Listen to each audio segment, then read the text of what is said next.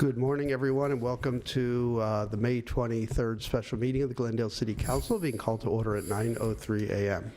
Madam Clerk, may we have roll call, please? Council members Asadrian. Here. Divine. Here.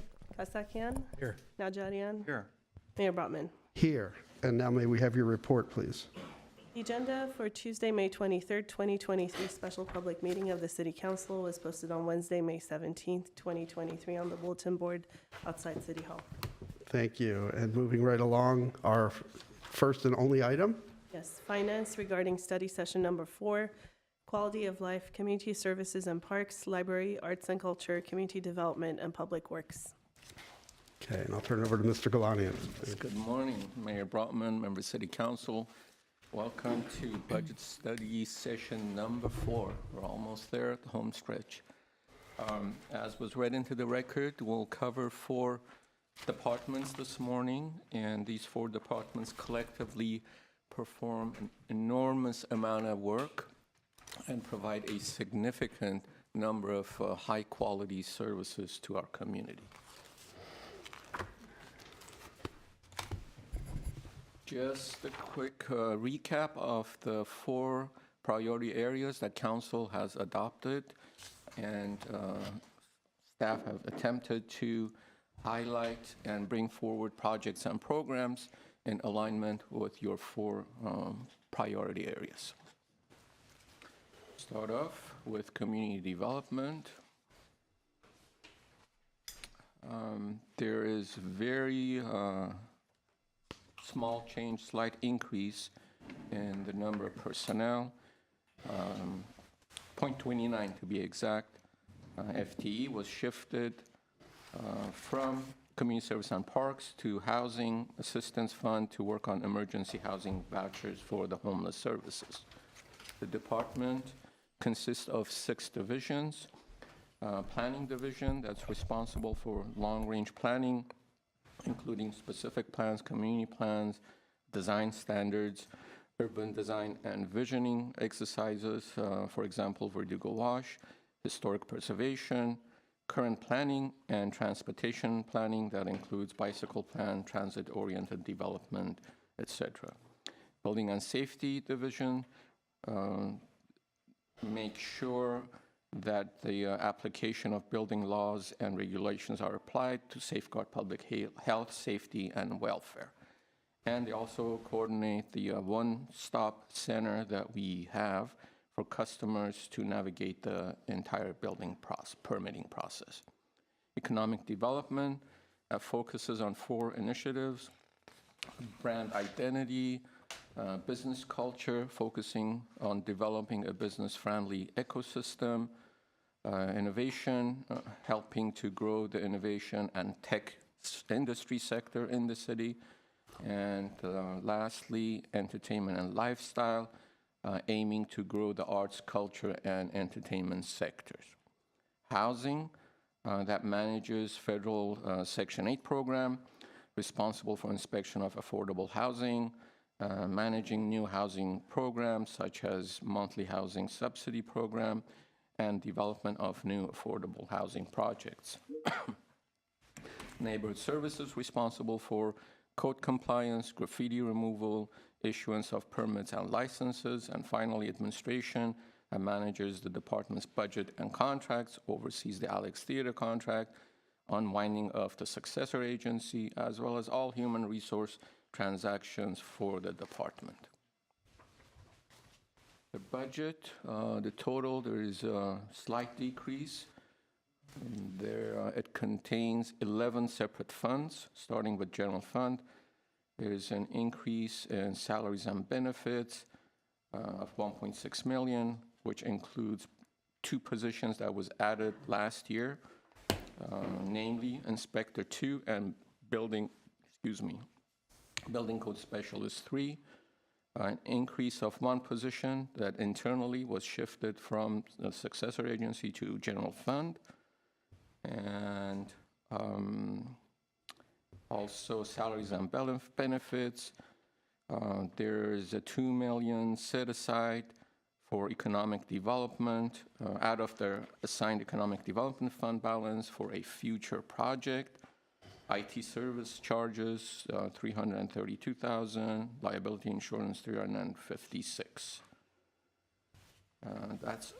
There are a couple of decreases: building maintenance, service charge, and one-time capital outlay of $100,000. General Fund Measure S, there's a $2.1 million decrease from last year. That includes the monthly housing rental subsidy program that I mentioned that was phased out. That's a reduction of $2.1 million, $256,000 in lesser salaries and benefits, since we redirected 3 positions to other departments in the last fiscal year. Removal of one-time programs, that was branding and East-West Historic Survey. And there are also increases for alfresco parklets maintenance, the 426 Piedmont project maintenance, Alex Theater ongoing maintenance, $245,000. That totals a $2.1 million decrease. In Housing Assistance Fund, there's a $4.3 million increase due mainly to projected revenues used for direct assistance, that's $2.3 million, and portable voucher expense, that's another $1.8 million. Home Grant Fund, slight net increase of $6,000, mainly due to salaries and benefits and contractual services. That's offset by direct assistance of $251,000. Affordable Housing Trust Fund is a $151,000 decrease based on this projected affordable housing in lieu fee revenue that we expect, and decrease in salaries and benefits of $140,000. Begin, that stands for Budgeting, Equity, and Growth in Neighborhood Affordable Housing Fund. That's used for down payment assistance or rehab costs to low and moderate income home buyers. In Low and Mod Income Housing Asset Fund, $148,000 decrease from last year due to salaries and benefits and rent cost allocation, and small increase of $19,000 in contractual services. Grant Fund, $6 million increase. As you may recall, this is the state budget grant that was appropriated and allocated for the Verdugo Wash project. Air Quality Improvement Fund, a $88,000 decrease, essentially in benefits due to less employee participating in our ride-sharing program. Capital Improvement Fund, $5.7 million decrease from last year. That was for Artsakh Avenue and Alley Improvements project. Capital Improvement Fund Measure S, there's a $6.7 million decrease. Again, in 22-23, we dedicated $8 million for affordable housing land acquisition. This year, asking an increase of $1.4 million for the Alex Theater Improvement Phase 1. That covers community development's budget. Quickly go over the project highlights. Alex Theater Capital Improvements Project. As you know, last year we reimagined the management of the historic Alex Theater, shifting the infrastructure and capital improvements responsibility to the city. This ensures the integrity of this historic resource and also makes the theater more attractive to top quality talent. Next year improvements include new flooring and seating, a revamped concession and dressing room area, as well as audio and lighting improvements. The funding request was based on a 10-year capital improvement program, carryover of $64,000, and as I mentioned, a proposal for a $1.4 million capital improvement fund out of Measure S. Permit Service Center remodel.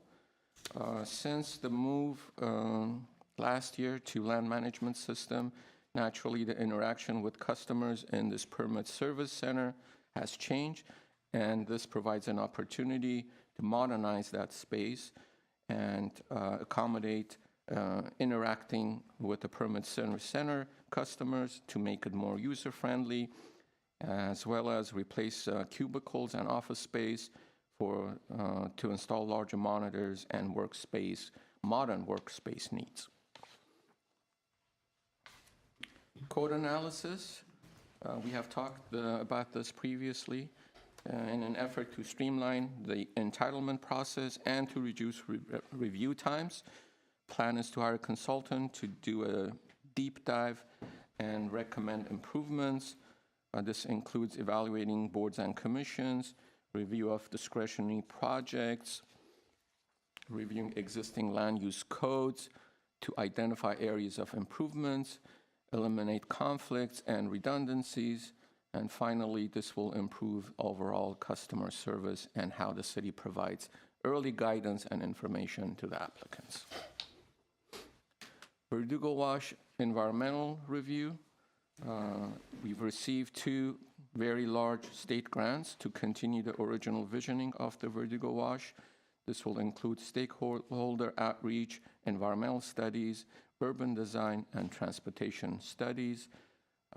Carryover of $1 million OES funds, plus the $6 million state budget grant that I mentioned.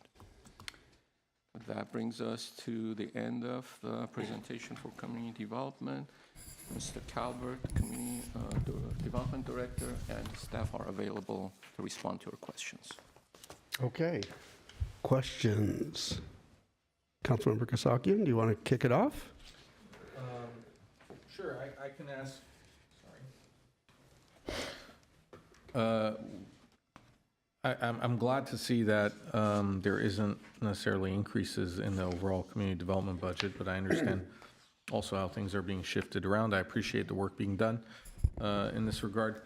Have we planned in this upcoming budget I'm drawing a blank on how to word this, but the historical resources survey for the southern portion of the city, when are we going to address that, and how much do you anticipate that costing? Good morning, Mayor Brotman, members of City Council. So we've already done the South Glendale Historical Survey. What we have coming up next is the East-West. East-West? Yeah. Okay. And you have budgeted for that? Correct. That was allocated last year. The RFP should be going out here in just a couple of weeks. Okay. Thank you. Okay, Councilmember Asatrian. I think this is going to apply for both community development and parks and possibly other departments, but I know there are many vacancies within each of the departments. Do you have an opportunity to switch out some of these positions to bring in communication experts for the community outreach and Councilmember sector? Asatrian, yes, we do have some flexibility to do that. That is something that we have been considering in terms of building out kind of an outreach team or communications team. As you know, a lot of our work in our department, there's significant public engagement across all divisions. So we are assessing that. We do have some recent changes that should offer us some flexibility in the coming year to be able to fill positions and create positions for that. Again, Councilmember Asatrian, as I mentioned before, that's a across-the-board significant undertaking that we plan on moving forward with. We need to do some research, look into some best practices, and then regroup with the departments. If there's a need to create a separate unit, then we'll have to come up with positions to accommodate that need. But what I'm asking is if there's vacancies available and you come to that point, since we're doing the budget now, if there's vacancies available and you come to that point, you wouldn't need additional resources from us at that point because staff already has that available that they're able to switch over? Well, Councilmember Asatrian, that is correct. There are a number of vacancies in all the departments.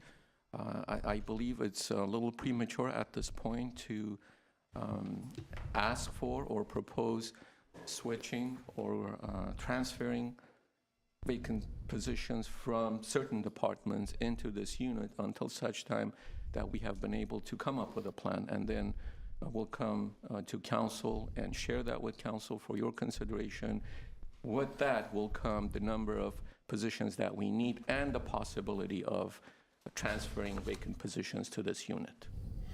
I wasn't asking for transfer to a unit. I was simply asking By if there's... switching, I'm asking, so for example, if CDD has 6 different positions Right. that are vacant, and they're still in the midst of trying to fill those positions, but while he's restructuring, is there an opportunity, if the time comes, for one of those positions, if he needs to have a communications person within that department, is there an opportunity to switch over, or would we need additional staff? again, my 2 favorite words, it depends, right? I urge you to be a little patient with us while we go through this process. I really want to approach this programmatically, look into all the options and bring to the council. If the final outcome is we need a dedicated communication person, let's say in community development, then we get together with the director, find out if there are vacancies that they can convert into this position, or we have to take it from another department and then transfer it to CDD. Okay. I hope that answered your question. Okay, you good? Okay, Councilmember Devine? Thank you. You mentioned City Manager Galanian, a separate unit. What are you referring to? Councilmember Devine, over the course of the last year or so, or few months, there's been requests to have a comprehensive outreach and community engagement communication plan. And my reference is to the study that I'd like to have undertaken to look at all the possibilities, all the options, come up with an overarching plan, a consistent, uniform plan for all the departments as to how to handle community outreach and informational dissemination of information to the public. So that one option would be, with all this program that council may want to adopt, we really need to create perhaps a unit that would manage all this effort, new effort. That's the unit that I was referring to. It's not in the budget currently. We're not proposing it. It will have to come back to council at a separate time. Okay, that was my next question. Also mentioned a $2 million future project from the general fund. What would that be? Yes, it was assigned to economic development that we are transferring to this general fund account. I'll let Mr. Bradley talk about if there are any projects that he's planning or thinking of. Yes, excuse me, Councilmember Devine. There's a number of initiatives we'll be undertaking this year. Actually, last week we had our first SBA summit that will continue into next year. Our Tech Week programming will be launching a marketing and branding campaign in terms of tourism and visitors. As you know, that was one of the things that was highlighted as part of the Economic Development Strategic Plan.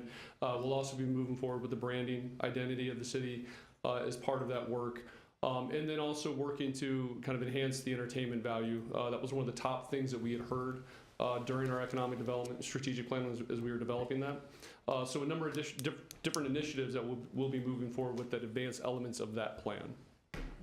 Okay, thank you. And, well, I was going to ask about neighborhood services and your need for more staff. So, but is there any plans for that, or is that in the budget?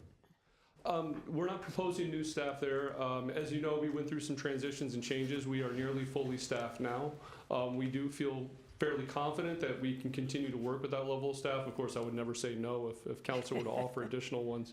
But we have cleared out our backlog. We will be transitioning the way we do some of our work, and I believe that we can do that with the existing staff. With that being said, as you know, as we discuss various ordinances, other things that require enforcement, as part of those reports, we will be including as part of that fiscal impact what that means for the neighborhood services team, though. So if we do continue to add kind of enforcement actions, that could change in terms of what we need in terms of staffing. So I know when you came in as director, there were some vacancies and you were interviewing. So you filled all of those positions? I believe last week we made our offer to our last vacant position. That team has been fully rebuilt out. Great, thank you. Thank you. Councilmember Najarian. Thank you.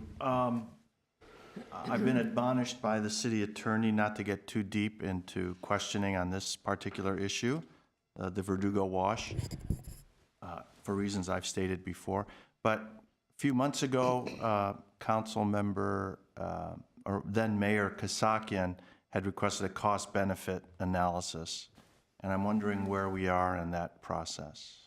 Councilmember Najarian, that's actually built into the scope of work for the next phase. That will be one of the first tasks that the consultant team will conduct. Right now, we have finished our initial draft of the RFP. We have other departments who are currently reviewing it, and we should release that in the coming weeks. But that is baked into that body of work. Will we be getting some sort of scope of magnitude of the costs of this project? Yes, what I would consider the kind of cost benefit analysis is it's going to have to come in phases. So, we'll return to council at several kind of different check-in points. We'll have an initial point to really kind of help justify the project. Later, as those plans and those designs evolve, we would come back with the kind of full cost that would be associated with that. Okay, and I'll leave it at that, Mr. City Attorney. But my last question is, again, going off of a topic raised by Councilmember Kasakian, on the East-West Historical Survey, you say you have an RFP out? Releasing in a couple weeks. Releasing it. So I would like to make sure that whoever we hire, whichever consultant, is fair and,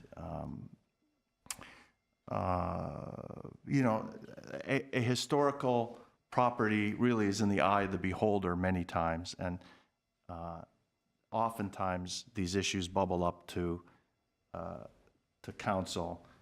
Is it historic? Is it not historic? It's dilapidated. It's got no value. It's the finest example of craftsman from 1910 or whatever that is. So I'd really like to make sure that whoever we hire is fair, who's not biased in any way, either for or against, and because there's a lot at stake in that. There's property rights, there's homeowners who all of a sudden realize that their home is a historic resource and they can't add that second story or whatever the particular thing might be. So I just want to make sure when we do that, we're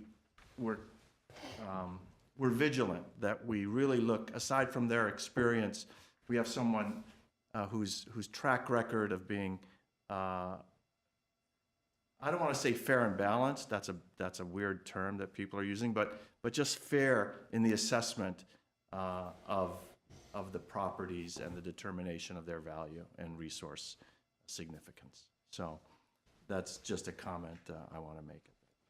Okay. Thank you. All right.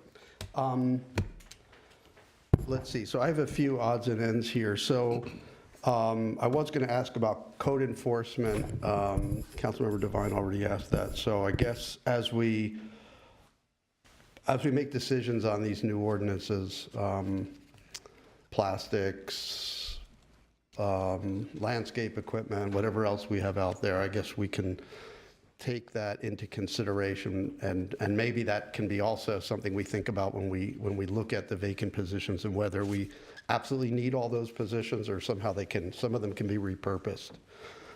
So there's that. The code analysis project, I was taking a few notes on the last one, so I missed a little bit of what you said on that. But I mean, I'm really glad we're doing this. This is something I think we've been talking about for a couple of years. And apologies if you said this, but I hope we're going beyond just looking at specific codes. I mean, I know we probably have a lot of outdated codes that we want to modernize, things that we probably want to eliminate. But also our procedures, our processes, our systems, and kind of, how we allocate people and our whole culture, soup to nuts. I mean, really a deep dive into what are the best practices and how do we bring our, that whole kind of process of, people getting entitlements. How do we bring it up to the point where we're a leader in terms of service provision? That's what I would definitely like to see. And is that the concept? All the above, Mr. Mayor. Okay. And we can do all that for $100,000?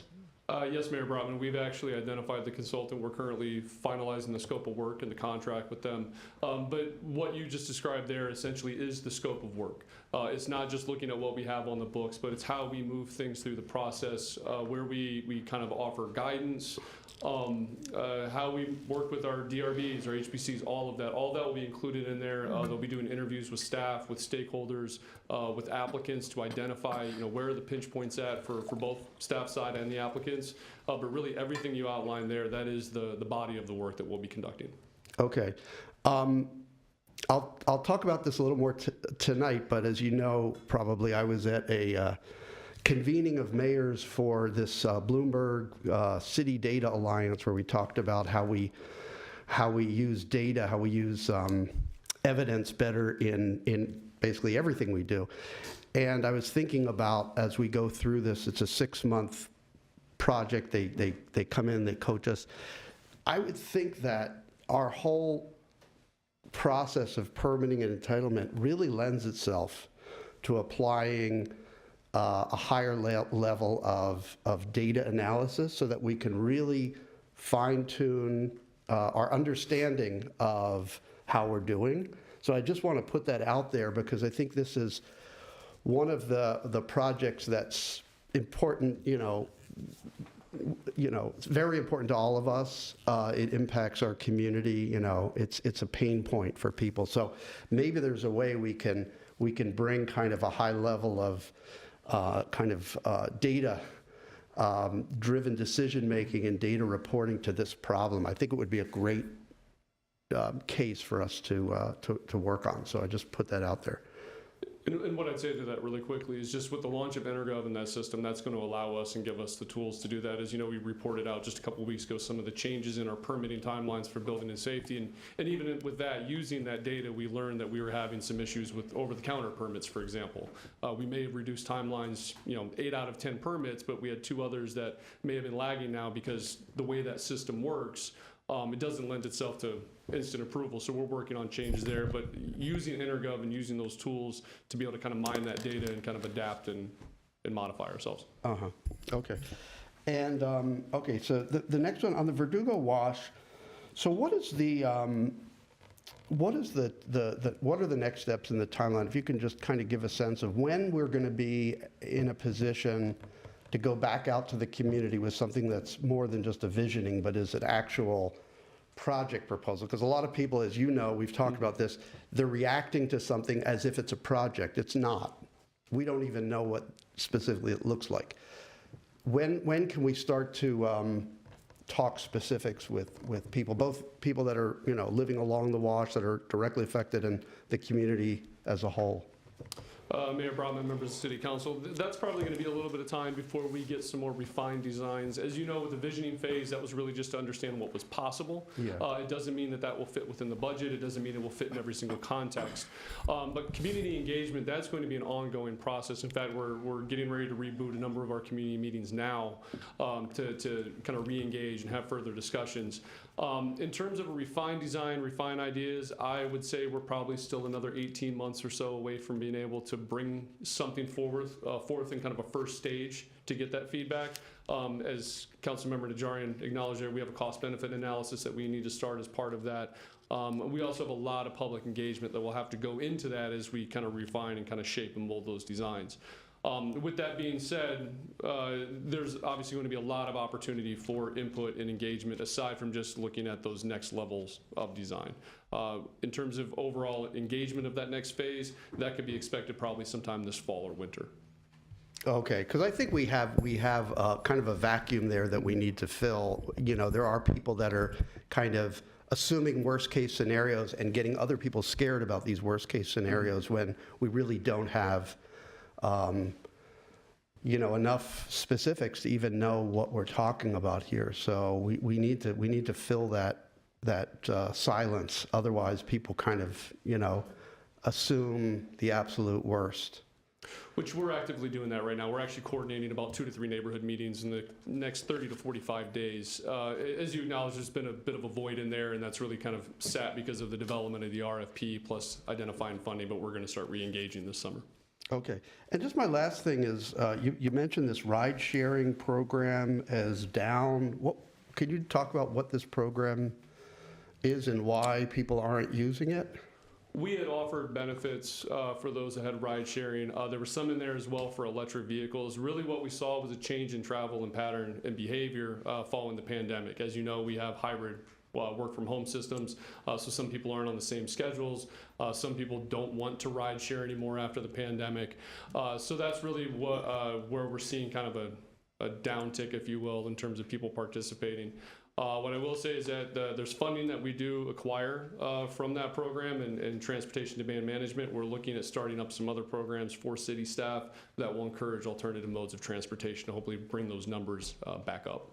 So we are, because I think, would that program include somebody that's biking to work, somebody that lives close enough to be able to do that? Do we have incentives for that kind of behavior?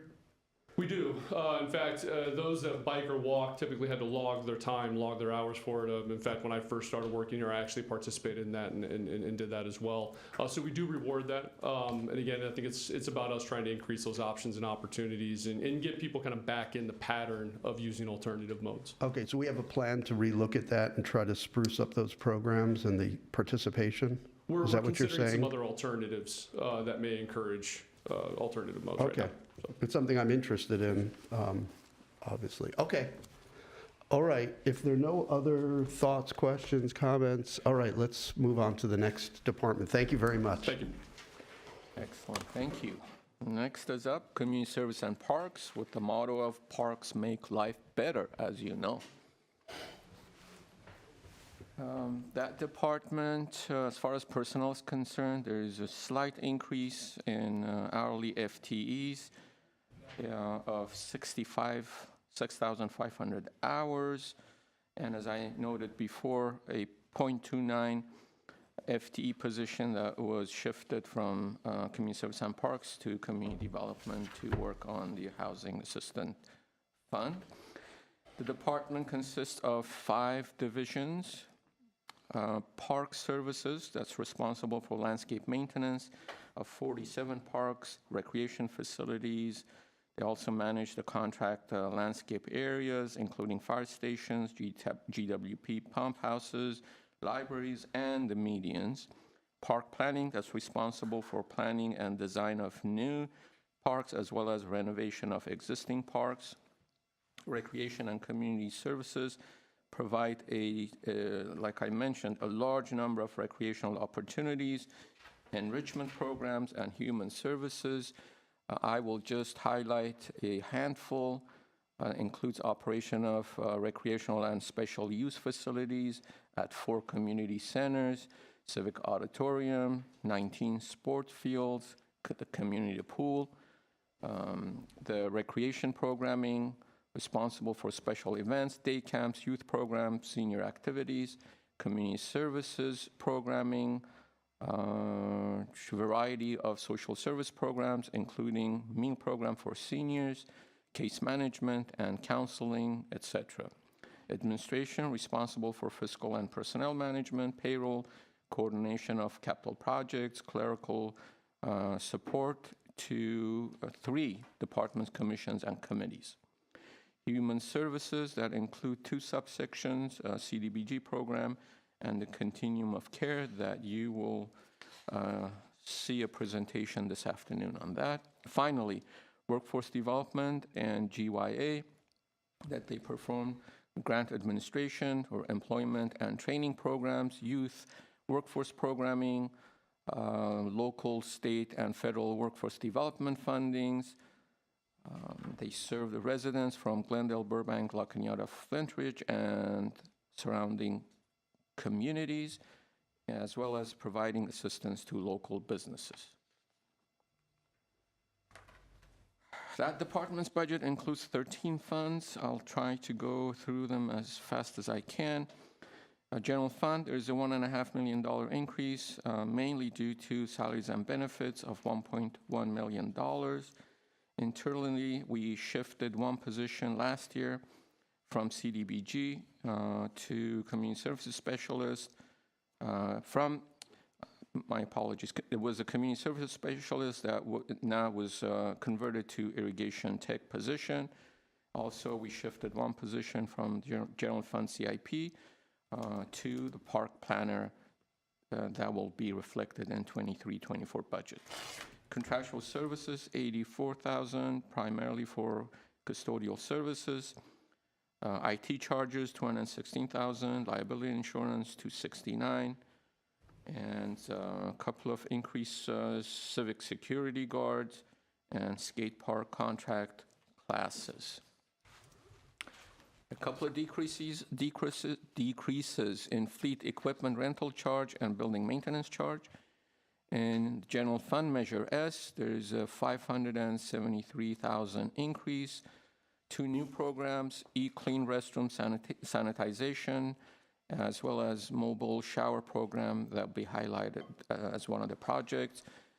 And year-round aquatics, $451,000. Stone Barn Nature Center, $85,000. Life Wrap, $279,000. Homeless services, $226,000, which is now reoccurring. In CDBG fund, there's a small $33,000 decrease year over year. This is in salary charge out, offset by the position I mentioned of the irrigation tech position. Increase in 2 construction projects, Fremont Park and Pacific Natural Gas. Emergency Solutions Grant Fund, tiny $9,000 decrease. Workforce Fund, $861,000 decrease. This was lower projected service fee revenues, but there are increases in liability insurance, hourly wages, contractual services, and this was offset by a decrease in direct assistance. Glendale Youth Alliance Fund, $17,000 decrease, primarily due to salaries and benefits, and an increase in liability insurance. Grant Fund, $36,000 increase. In direct assistance, this was offset by a decrease in salaries and benefits. Homeless housing assistance and prevention, this is round 4, $450,000, and Prop A funds, $213,000.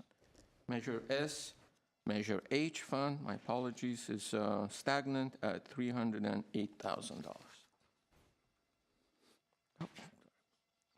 Nutritional Meals Grant Fund, $185,000 increase, primarily for hourly wages, contractual services, and general supplies. Capital Improvement Fund, a $900,000 decrease from last year. This is because of less project appropriations. Capital Improvement Fund Measure S, a $2.2 million decrease, again, because of the request for less project appropriation. However, we have 5 proposed projects: picnic table replacement, civic auditorium wood floor and drapery, Pacific Community Pool replaster, sports complex field 3 artificial turf, and the Pacific Edison artificial turf multi-purpose field design. In Parks Mitigation Fee Fund, a $500,000 increase, and project appropriation we're asking for is land acquisition for a new park in South Glendale for $2 million. This is less, $1.5 million less that last year we allocated for Fremont Park. And finally, Measure A Fund, 2 appropriations requested: Adams Mini Park Playground Replacement for $500,000 and Cerritos Splash Pad Restroom Renovation Design for $150,000. Department highlights: an enterprise grant management system. Currently, staff is using manual applications, worksheets, scoring criteria by hand, but this new system would provide an online applications and an automated scoring criteria to keep all the documents in one place. It also will help streamline our processes, reduce redundancies, reduce printing, and increase efficiencies. And the cost is only $20,000. online reservation system. The department will work with IT department to purchase the online reservation module within the software system currently used by the city to be able to open online reservations to the public. Currently, they offer online registration for classes, camps, and programs, but not facility reservations. And this will allow a 24/7 access to information, reduce calls to customer service, and save time for customer as well as staff. Homeless shower program. The intent is to improve the living conditions of the unhoused community. This will be a mobile shower program, help decrease the spread of infectious diseases in the area, but also provide an opportunity for our outreach team and case managers to offer them housing and supportive services. The cost is $60,000. That brings us to the end of Community Service and Parks Department presentation. Mr. Bunalikian and staff are available to respond to your questions. Okay, I'll start at this end. How's that, Councilmember Najarian? Okay. Thank you, thanks, Onik, for coming up. The mobile shower program, is that something we're going to purchase, or are we going to lease it from? Mayor Brauman, members of the council, Councilmember Najarian, we're going to be working with a nonprofit that provides those services. Okay. So they'll be operating 1 day a week at the Salvation Army, 4 hours a week, and we'll be paying for that on a weekly basis for the next year. I believe for the next 2 years. Okay. Yeah, I use the Pacific Pool a couple times a week, and there's a lot of homeless that are coming in to use those showers in the pool area. I guess there's not much we can do. Can we make sure that we're a little more, a little more frequent with the maintenance, after they're using it? Sure. Because, it's a little. We will also have outreach go out there and provide them with the information. So what we're planning on doing is providing the showers as well as services, outreach services, in the hopes that we can get them into interim housing, shelter, or permanent housing. Right. Again, back at the pool, the replastering proposal, what's the extent of that? Is it just replastering? Are you going to deal with the coping and any filtration? It would be the replastering, coping, pressure washing, fixing the cracks. Once when the contractor comes and assess it, they will give us a better idea of what needs to be done. Okay. Keep me posted on that, because I'm interested in that as well. Yeah, that's it for now. Thank you. Okay, thank you. Councilmember Devine. Thank you. My question was about the shower program as well. You mentioned will allow outreach teams and case managers to connect and provide housing. Is that the city or the nonprofit? It will be the nonprofit. It'll be nonprofit. Let it be Essentia, Home Again LA, as well as the Armenian Relief Society Oh, okay. Those are the ones. and that are- Salvation Army. Those are the ones that are going to be involved in this Yes. program. Didn't we do this once before? The homeless showers down on San Fernando or somewhere? The shower program during COVID, we did have a shower program at the Adult Recreation Center at Lot 10 between the library and the Central Park. Okay, and is that similar to? It's going to be something similar to it, yes. Okay, and this will be our, did you say that this will be our equipment? No, a nonprofit's The equipment. nonprofit's Yes. equipment? Oh, okay. All right, thank you. That's all I have. Thank you. Okay, Councilmember Satrian. The maintenance for the parks, is it managed completely by the city, or are we contracting out, or have we been contracting out? I know that there's an increase in park use, especially after COVID. It really kicked off during COVID, and then after, I personally hear a lot of complaints about specific parks that are not maintained and as clean as they used to be. Are you short on staff? Has something changed in the services that we're providing, or we had been providing for the parks? The park facilities are maintained by our staff, all of the park facilities. The median, like Mr. Golania mentioned, the medians, pump stations, fire stations are handled by Parkwood Landscape Maintenance Services. So in terms of staffing, back in the day, 10, 12 years ago, we had, I believe, around 71, 72 full-time bodies maintaining the parks. We currently have, I believe, around 42, 43 bodies maintaining the parks. Parks are being heavily used. When indoor facilities were closed during COVID, everyone would go outdoors, use our trail system, use our parks, and recreate. That's how I call it. So our parks are heavily used, and we do have staff that do their best to maintain all the facilities on a daily basis. But in terms of staffing, we would always, need extra help. If we need the extra help, we'll call GYA staff to assist us as well. Well, when we say facilities, you're also talking about the green space, the green spaces and landscaping, or just the community centers? The 286 park acres, Okay. which is the green space that we manage. The medians are done by Parkwood. Park staff handles the 286 acres of green space. So all of our large parks, even the mini parks. Okay. And then I know that you and I have spoken about this briefly, but I visited the Vertigo Job Center, I don't know, I guess at this point, a month ago. And I really noticed in what bad condition it's in. I was joking with staff that even the lighting is like the yellow old, makes a sound. It feels like it's like Chinese torture on top of somebody that's working. I recognize that this is something that's being handled by the landlord, but what are some things that we could be doing to help with that?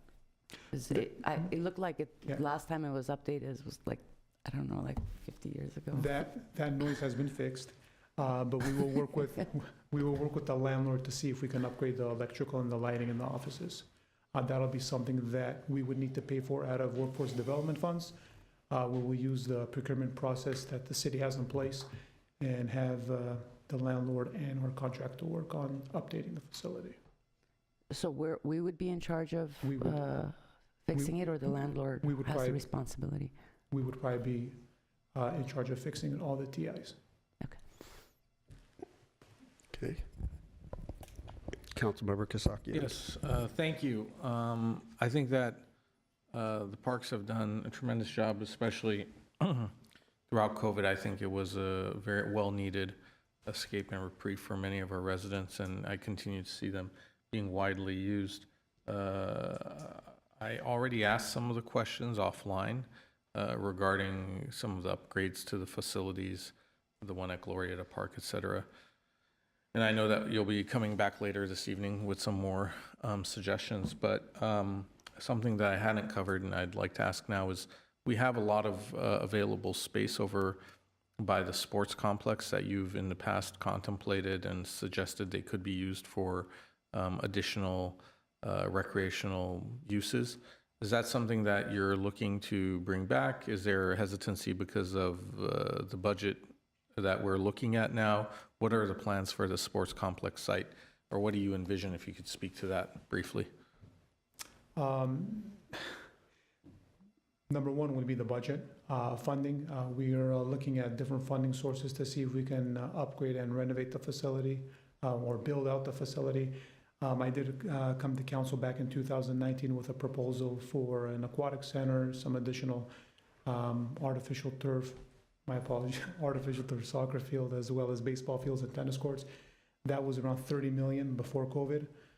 Who knows how much it would be now after COVID with the price increase in construction. But we're always open to looking at building out that facility into a sports venue. Okay. If council gives us direction to research, then we would come back with a report on allocating some funds for planning of Site A. So also, we have a number of city facilities that we've now transitioned into making them joint school and city use facilities. One that comes to mind is our baseball field over by Verdugo Park, correct? That's Stengel Field, yes. Yeah, Stengel Field is being used by Glendale College and Crescenta Valley High School. Yes. All right. And are we making, what are the prospects of using more school facilities for city and resident recreational use. I know that there was a few in the works, and then for whatever reason, I haven't heard anything else about Wilson's Field and others, but where do we stand with the next possibility of a joint use? We've been communicating with Glendale Unified on the status of both Wilson and Cerritos to see what they think of moving forward with the project. We're waiting on them to get back to us. But any of the other joint use, we're open to looking at the feasibility of using south side of the city, the elementary schools on the south side as joint use projects. We can reach out to the school district and come back with a report to council.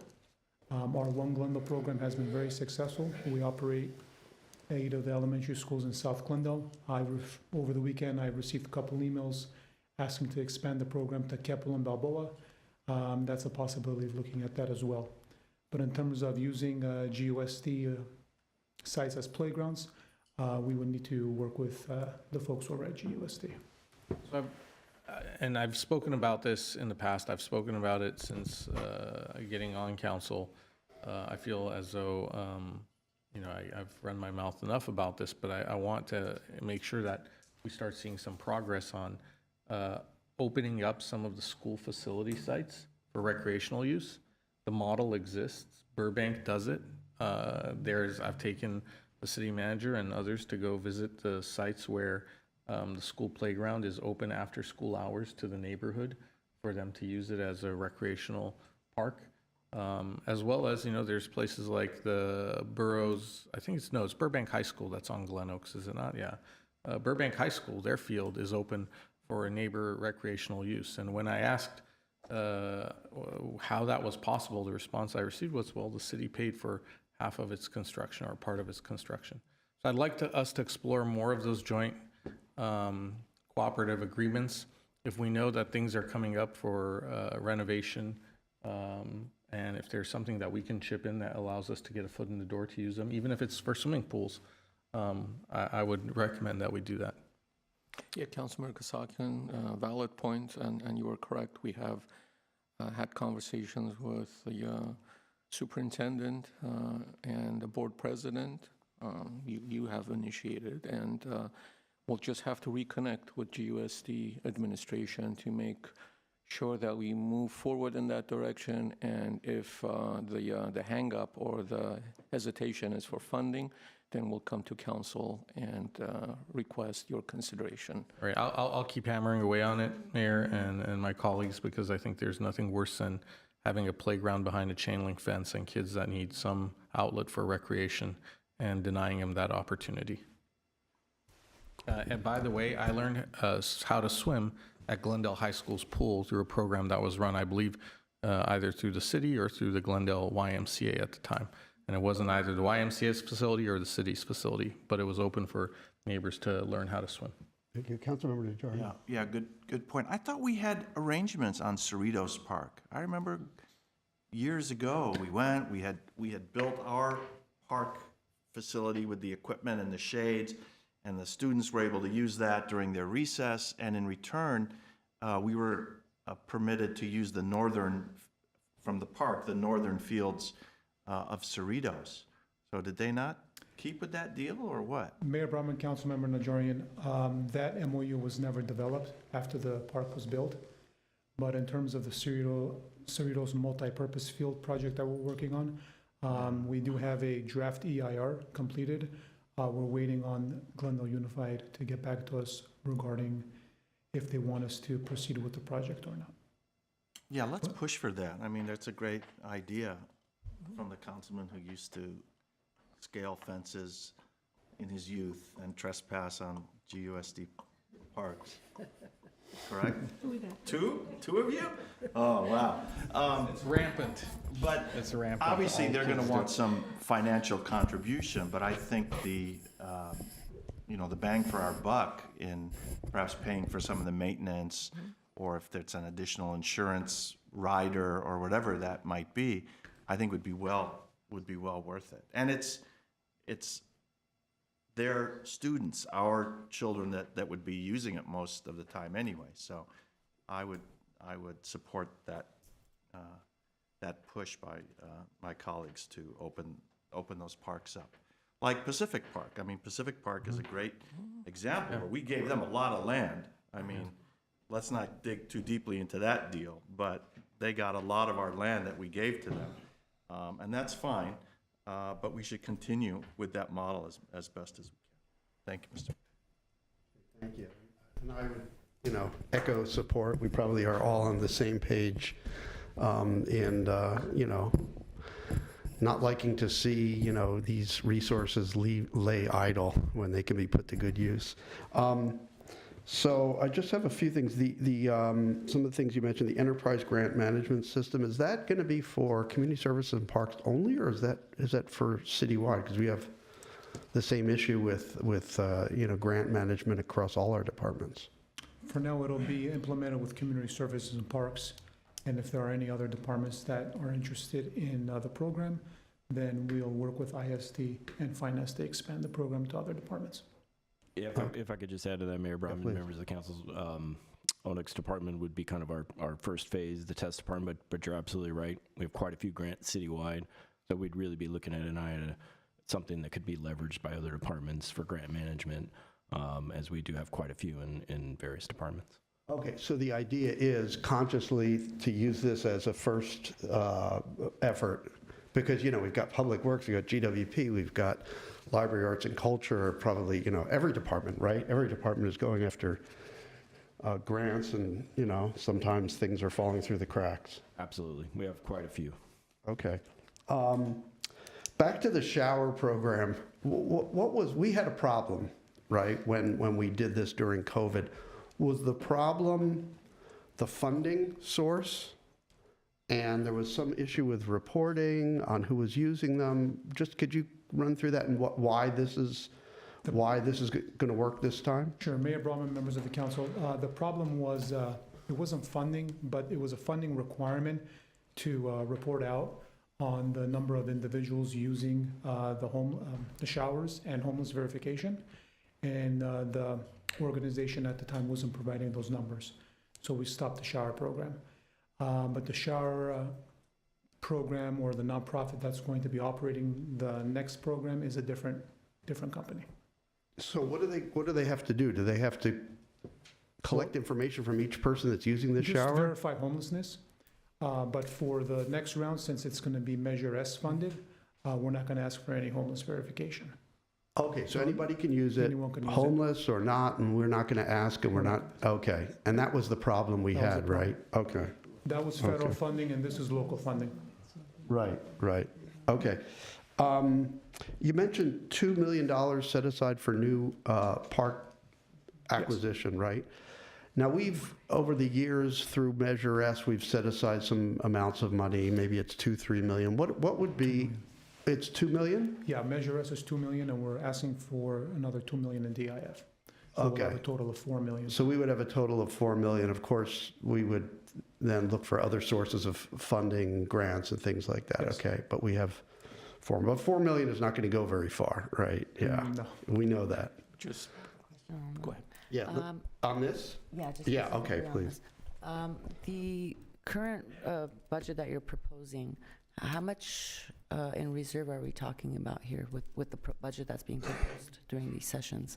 Because I know during the last session, the council had reduced it to 20% reserves. oh, I see.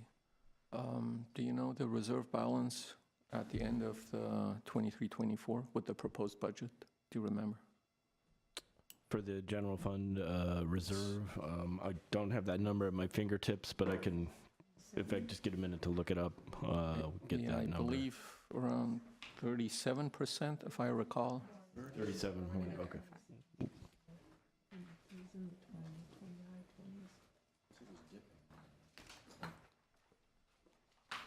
Yeah, here we go. I think you've got 37 for this, 37. Ending reserve, 116.5 million, 37%. Is that 23, 24? That's what I see. 37? They're confirming. Oh, maybe that's, Mayor Brotman, members of the council, based on the 5-year forecast I presented at the first study session, we have a projected Indian Reserve percentage of 37.1%, or an Indian Reserve of 116.5 million. right, 116.5. But then it drops year after year pretty fast, That so. is correct. Okay. Was that, did you want to make a Yeah, comment? Because I think as we're doing the wrap-up, it would be helpful to see with the, kind of the request that we've put in throughout these sessions, to see what that would look like with the reserve and the different reserves we would end up landing on. That'll be and part of the presentation, yes. Perhaps we can add additional funding to some of these things that, If it's the Okay. council's direction, and we'll show you what the implication will be in the future years.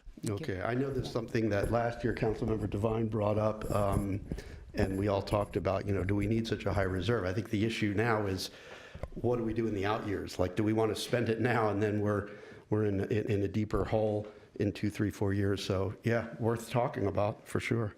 So there was that. I wanted to ask about my favorite topic, the landscape equipment, the handheld landscape equipment going electric. So can you just give us, what's our current state, what's our ETA for being able to say, we are 100% in all our parks for handheld landscape equipment being electric? Great question, Mayor Brotman and members of the council.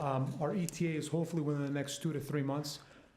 We did get a quote last week in the amount of, I believe it was around $292,000 to exchange all of our equipment. With the second round of the rebates, the AQMD rebates, they're a little bit more strict. The guidelines are more strict. We have to turn in our equipment like for like, and some of the equipment that we have won't be eligible for the rebate. That doesn't say we won't change it. We're changing out all of our equipment. So I know Coco and his team are working on changing it out, doing the analysis, but we will come back to council to either sole source and approve the purchasing contract in the amount, a little under $300,000 to Okay. change out all of our handheld equipment to electrical. Okay, so by So- around September this year, we will, Crossing my we'll hold you fingers. to that. Crossing my fingers. Crossing your fingers, oh,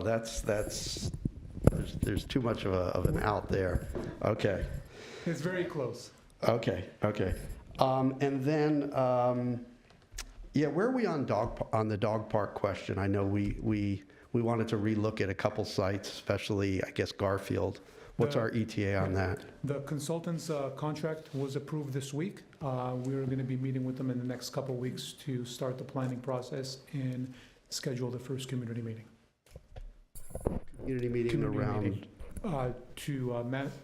Community meeting to decide what location would work for a dog park, either Garfield, Palmer, or the south end of the tea house at Brand Park. A community meeting to get feedback from the community meeting to get communities feedback, that we yeah. can share. yeah, okay, so we did that, but we did that with, I guess, different information about Garfield, right? The circumstances have changed at Garfield, is that? We had our community meeting a couple of years ago, or about a year and a half ago, Yeah, and council had approved Lot 11. right. When I brought the contract for the consultant about a month and a half ago, council gave us direction to look at Palmer Park, south side of the tea house, and Garfield, and conduct a feasibility study instead of working on the construction documents for Lot 11. Right, So that consultant will be conducting community meetings and conducting a feasibility study on those 3 sites. So Mayor Brotman, to respond to our question, the first time that our staff held a community meeting, it was related to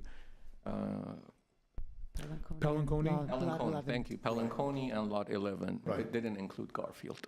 well, we did have Garfield in the presentation, but I think at the time, our options were really, didn't look good because we didn't have the right, something changed at Garfield, Our right? options didn't look good because we were told that they were going to build a parking structure. But while talking to the new president, he said the parking structure is out of the question. We want this to be either a community park or a dog park. So please look at either a dog park or a community park. So Okay. that's why we're asking our consultant to look at. Because I know there that was a location. change in circumstances, Yes. otherwise, why would we go back to Garfield? And some people I know that were upset about us kind of relooking at this didn't necessarily know that circumstances had changed at Garfield. It was the parking structure, that's why. Okay, They were going to build a parking structure within the next couple of years, but that project is not moving forward. okay. And so about when will that come back to us after these community meetings with some recommendations? Late September. Late September, okay, that's not too far out, okay. Fingers crossed. I thought we were looking at June. Councilmember Asatrian? If I remember correctly, the report that was provided was going to bring the item back around June. Did something change? By the time we processed the contract, insurance contract went through, routed through all the departments. Like I had mentioned earlier, the contract was approved this week, so we'll try to expedite it. Okay, my last one, Project Home Key. Do we see any hope for identifying a site so that we can take advantage of this big chunk of money that's available? And probably the last time it'll be available? Councilmember Brahman, members of the council, we've looked at not a number of sites, we've called around asking to see if they would be interested in selling. We haven't heard from the management company. We have worked with also a nonprofit organization that would apply for us, fill out the application. The application is due, I believe, in mid-July. So if council gives us direction, I know we'll work with Mr. Golanian and City Attorney's Office to bring back a item to council if a council is interested in us pursuing some site for Project Home Key. Mr. Galanian, is that something we're going to schedule? Mr. Mayor, yeah, we certainly can. However, like Mr. Bulanikian mentioned, we are awaiting the potential of property owners being interested in this transaction. So once and if and when we hear back from them, then we'll definitely schedule something. Okay, for but it's council. kind of like a chicken and egg, because I thought at one time you said we have to give direction to look for properties. Right, so So we can't go out and look if they're not, so how do we work this? well, Mr. Bulanikian and staff are making calls just to see if they're interested. If there are one or two, however many numbers, then it will become a transactional item that we'll bring to closed session for Okay. consideration. Okay, all right. Okay, thank you. Thank you very much, Thank Mr. you. Bulanikian and the whole team. Thank you. Great Thank you. work. Okay. All right, moving right along. Next up is Library, Arts, and Culture. As far as personnel is concerned, there's slight increase in hourly FTEs of 811 hours. The department consists of 5 divisions: library operations that oversees Central Library, Brand Library and Art Center, and 6 branch libraries. This includes strategic planning, staffing, budget, and facilities management. Children's Services obviously oversees all children's programs, events, policies, and procedures. Similarly, Adult and Teen Services oversees all adult and teens programs, events, policies, and procedures. They also manage activities such as authors' events, adult education, the Makerspace, and Reflect Space Gallery. Technology Innovation Collections oversees IT support to customers as well as staff, oversee the library collections, also website development and performance tracking. Arts and Culture provides staff support to the Arts and Culture Commission, and as well as ongoing support of new arts projects such as the Public Art Program, Music Series, and the Mural Program, and the Storefront and Mini Park Gas Station Art Program. Their budget, in general fund, 8% increase. It consists of 6 funds.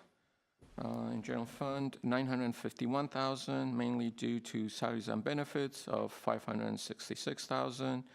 In 2023, 2 positions were redirected from community development to library arts and culture for a librarian and a PC specialist to support the children's services and library IT services that are offered to the public. So an increase for IT service charge of $265,000, but there's a decrease in building maintenance charge of $175,000. General Fund Measure S, increase of $260,000. 4 new programs, multiple language library access, $120,000, web-based outreach, communications tech services, and outreach programming.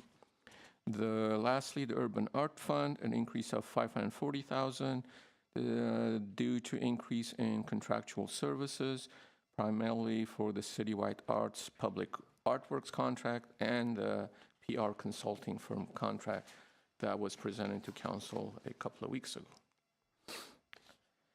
The Library Fund, increase of $90,000. This is due to increase in revenue from rental room rental fees and donations, but offset by an increase in salaries and benefits of $126,000. Capital Improvement Fund, decrease of $250,000. There is less project appropriation request. The only one that is proposed is branch libraries, $100,000. Library Mitigation Fee Fund, increase of $225,000, more than last year's appropriation. And the request is for Library Collection Development Project, $550,000. I'll be highlighted in a little bit. One initiative for the LAC is improve multilingual access. I plan to hire a consultant to develop and test a new signage system at Central Library that features multiple languages, for example, Armenian, Spanish, Korean, and Tagalog, and then expanded to all other locations.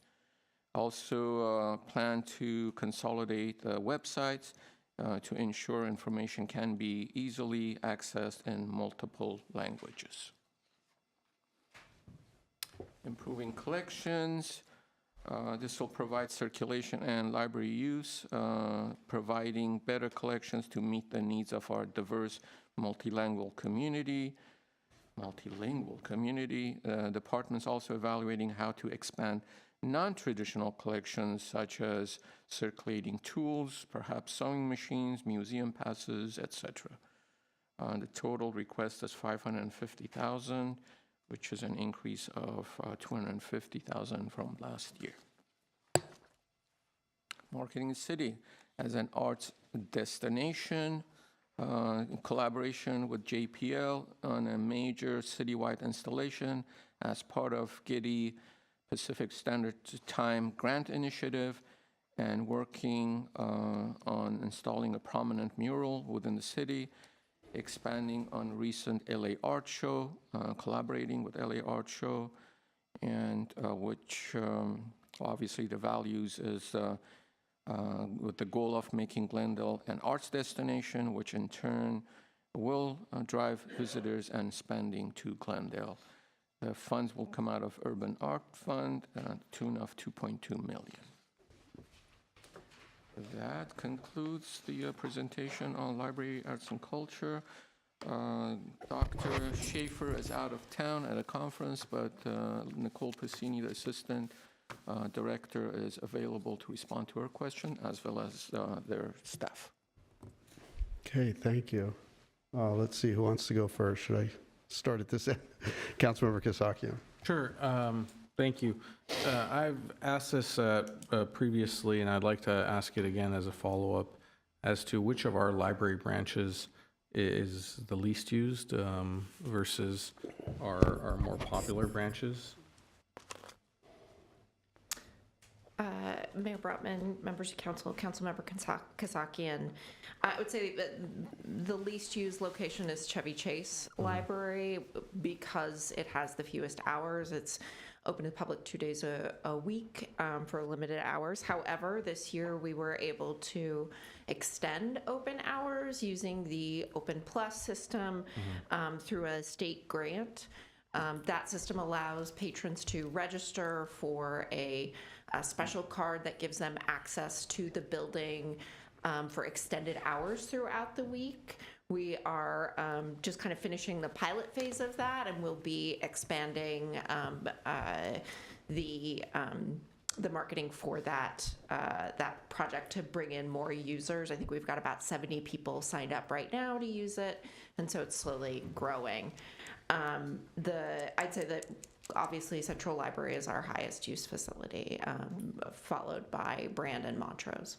So which ones would you say were the top 3 least used? Top 3 least used. I have to go back, and the measures indicate different things, and it's very conditional on hours. But I'd say Chevy Chase, the Grandview, and the third, I really want to go back and take a look in more depth. As you know, we are doing a service area study with a consultant who's looking in depth at usage across multiple metrics and helping us identify building improvements and service improvements that we need to do going forward, and do we have the right locations in the right places, et cetera. Okay, I'll look forward to seeing that. Yep. I want to also understand what we're doing to anticipate the potential loss of the space in the Adams Square area. I understand that, well, we know that we leased that space, and it was a big accomplishment on behalf of the council then to be able to secure a small, I don't know what you would call it, an annex, a boutique, little library space, but that's going to come to a close when exactly? In 2 years? Yes, the lease expires in March 2024. We will have the option to extend 2 years, but we are, part of the priority in the service area study is to help us identify what is the size of the library needed to serve South Glendale, including the Adams Square neighborhood.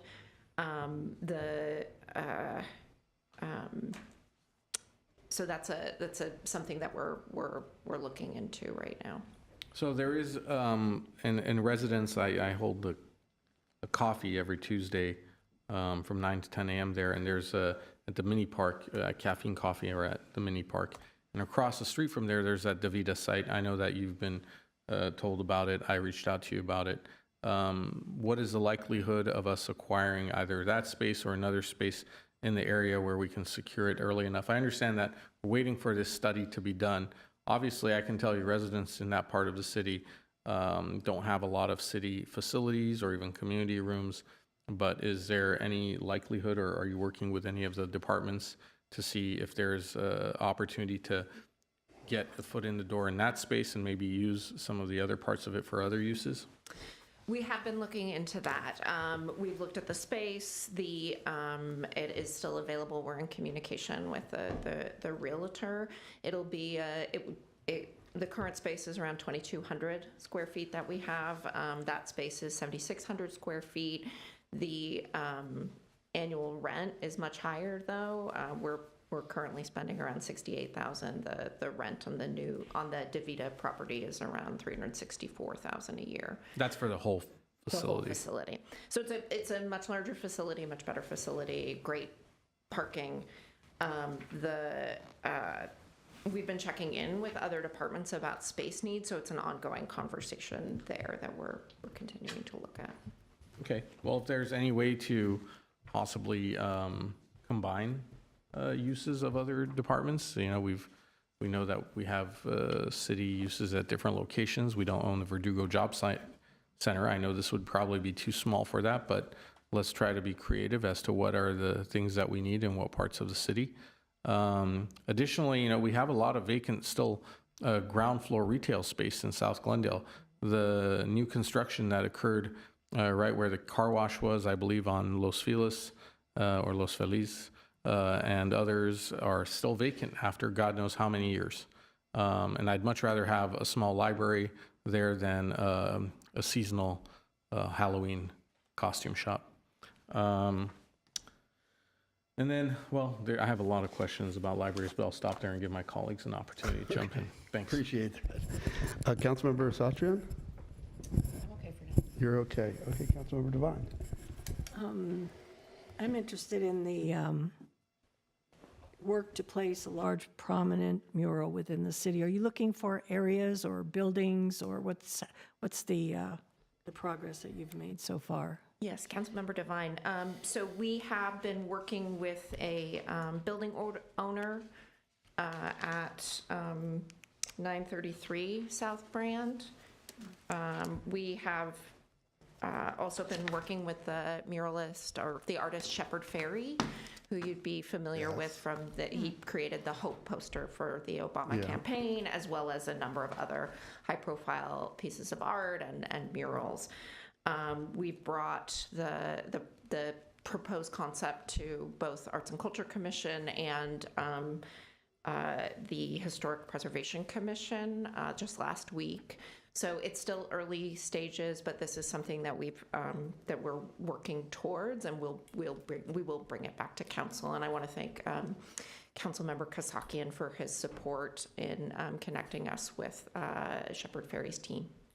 Great, okay. And there was talk at one time about doing something on that underpass on Los Feliz, like the gateway to Glendale, on both sides of that, the concrete walls. Is there any progress in that? Yeah, that's a piece of the iconic public art initiative that we've been working through, and I want to defer to Jennifer Fukutomi Jones, who's the library administrator who oversees the work of the commission. Oh, great. I've been looking forward to this for many years. Sure, absolutely. Mayor Brotman, members of the City Council, we actually proposed 4 locations for an updated RFQ to go out with LaBasse Projects for a public art consultant, and that was one location that was included as a potential location for artwork. So we'll be moving forward with that location. Oh, you will. And have you had any input as to what might be there? What the project could be? Absolutely. There's a possibility of a lighting installation that would go on the exterior, the interior of the walls of the tunnel. So that's a possibility. Nothing about a mural or tiles or any kind of artwork like that? I think at this point we're open to opportunities and suggestions. We have definitely secured the location as a location for public art, so we're open to opportunities. Okay, thank you very much. That's it for me for now.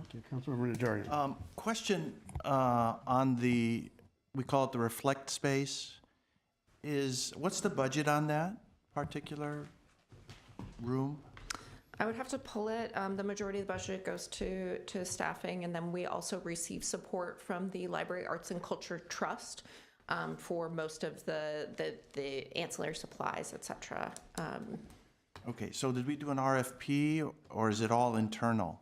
It's internal curation of the shows that we do there. So the curators are employees? Yes. Yeah, and so the 2 curators that we have on staff work with other curators, other artists to pull together shows specifically for the space, focused on the mission of the space. It didn't start out like that, though. Didn't it start out as an independent? I mean, when we... I am not as well that. versed in the history of the space, but I believe the curators have been involved for quite some time. Yeah. I think there was always, They were hired as employees? I'm pretty sure they were at least hourly employees, as I recall. So Yes. that's my Our recollection. employees, council members. And who directs them at all? Is it the commission, or is it library staff, or? Our galleries, Reflect Space Gallery and the Brand Gallery, report to our manager over Brand Library and the gallery. So we have a galleries team, an exhibitions team that runs that. Okay. All right, thank you. Okay, thank you. And so let's see. I do like the idea of getting Shepherd Ferry in to do a mural. That would be pretty, yeah, that would get some attention for Glendale. The study that you're doing about, the library use, I don't know what you called it, but Service area study. service area study, okay. Are we going to be able to drill down into demographics, who is using the library, not just the number of people, but, socioeconomic, racial, those kinds of things? I think it's important for us to know, kind of from an equity perspective, who is accessing those facilities, and if we're not seeing that, if we're seeing an imbalance there, why and what we can do about it. Yeah. Absolutely, demographics are a part of the study that we're conducting, and that's something that we're asking the consultants to look at. Okay. And then my other question has to do with just how our kind of staffing and spend on arts and culture kind of compares, because I don't see that broken out. We have library arts and culture, right? And the arts and culture piece, I have heard, and sometimes I've thought myself that, we talk about being an arts destination. Are we really making the financial commitment to make that happen? And I'd be interested in some benchmarking, other cities that have done this well. What does it take? Are we doing what we need to do from a budgetary perspective to really, execute on our vision of being an arts destination? So I don't know if you're able to respond to that, or the city manager is able to respond to that, but it's really a question of, that mix. Well, it's not so much the mix between the library side and the arts and culture. It's purely like, are we funding arts and culture at the level we need to achieve our goals?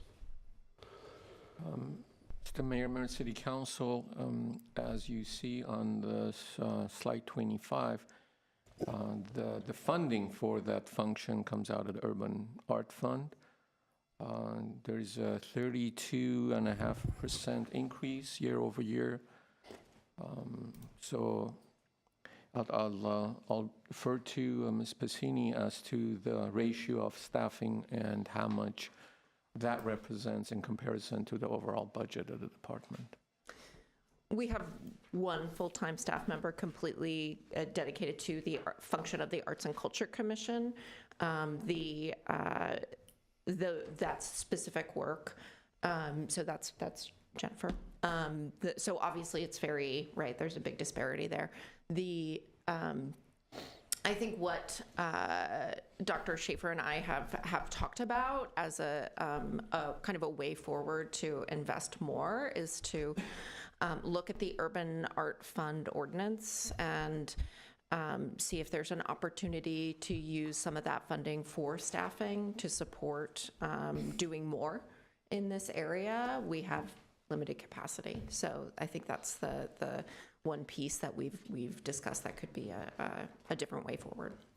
Okay, well, maybe to the city manager, if we could, as part of our wrap-up, if we could get some sense on our funding levels compared to, best practices cities, because I think this is something that, our ambitions and our funding maybe aren't matching up. Yeah, we can certainly provide that information for council. Okay, and Councilmember Satrina. I think the one thing that I would add, if we're talking about becoming an arts destination, I know our community development department's looking at zoning changes and whatnot. I would love for us to see if we can incorporate and take a look at different areas. Maybe we create an arts district in Glendale. Sometimes all it takes is like one street with art galleries and whatnot. But if this is going to be a priority and it's part of your priority for the next year, to make us that art destination, perhaps also looking at ways we're doing that.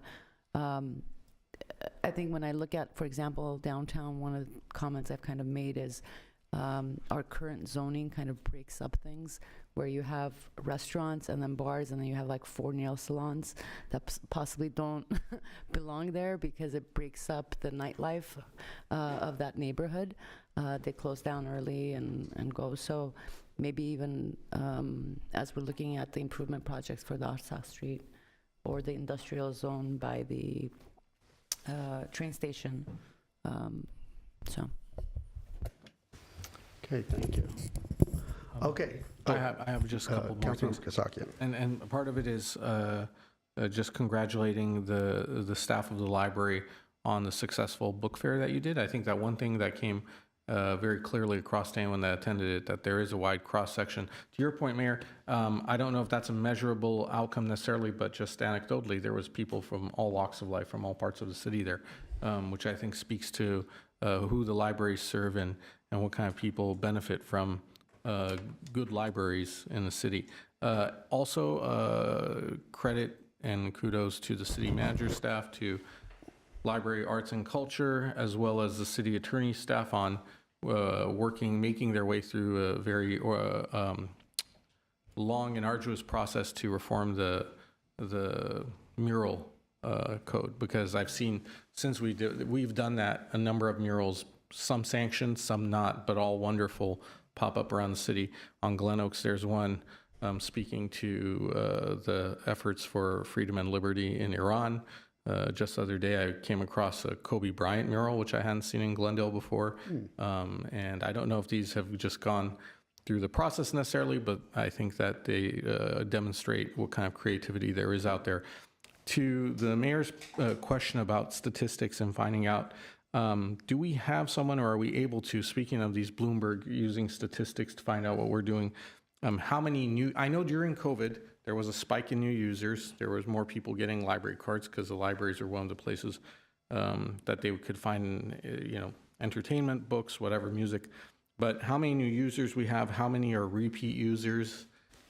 Essentially, what is our retention of our customers who are the patrons of the library? Those are things that would be of interest to me in the future, because those will direct how we approach what we're doing in the libraries.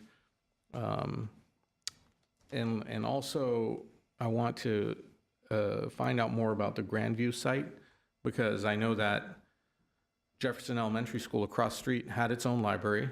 They no longer do. They use the Grandview site as their library. If that's the case, then that's something we should explore further. If the school is making more use of it than we are, then perhaps there is a creative use of, again, combining our efforts to serve the same community and finding some other way of extracting something from the school district in return for the use of the city library. Even if it means, we sell that to the school district. Maybe they want it. Maybe it's a space that they could use.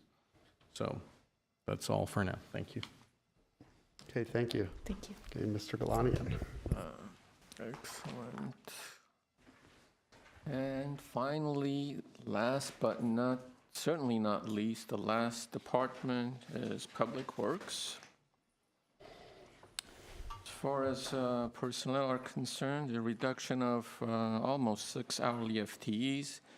Last year, we converted 4 hourly civil engineering assistant positions to 4 salaried positions.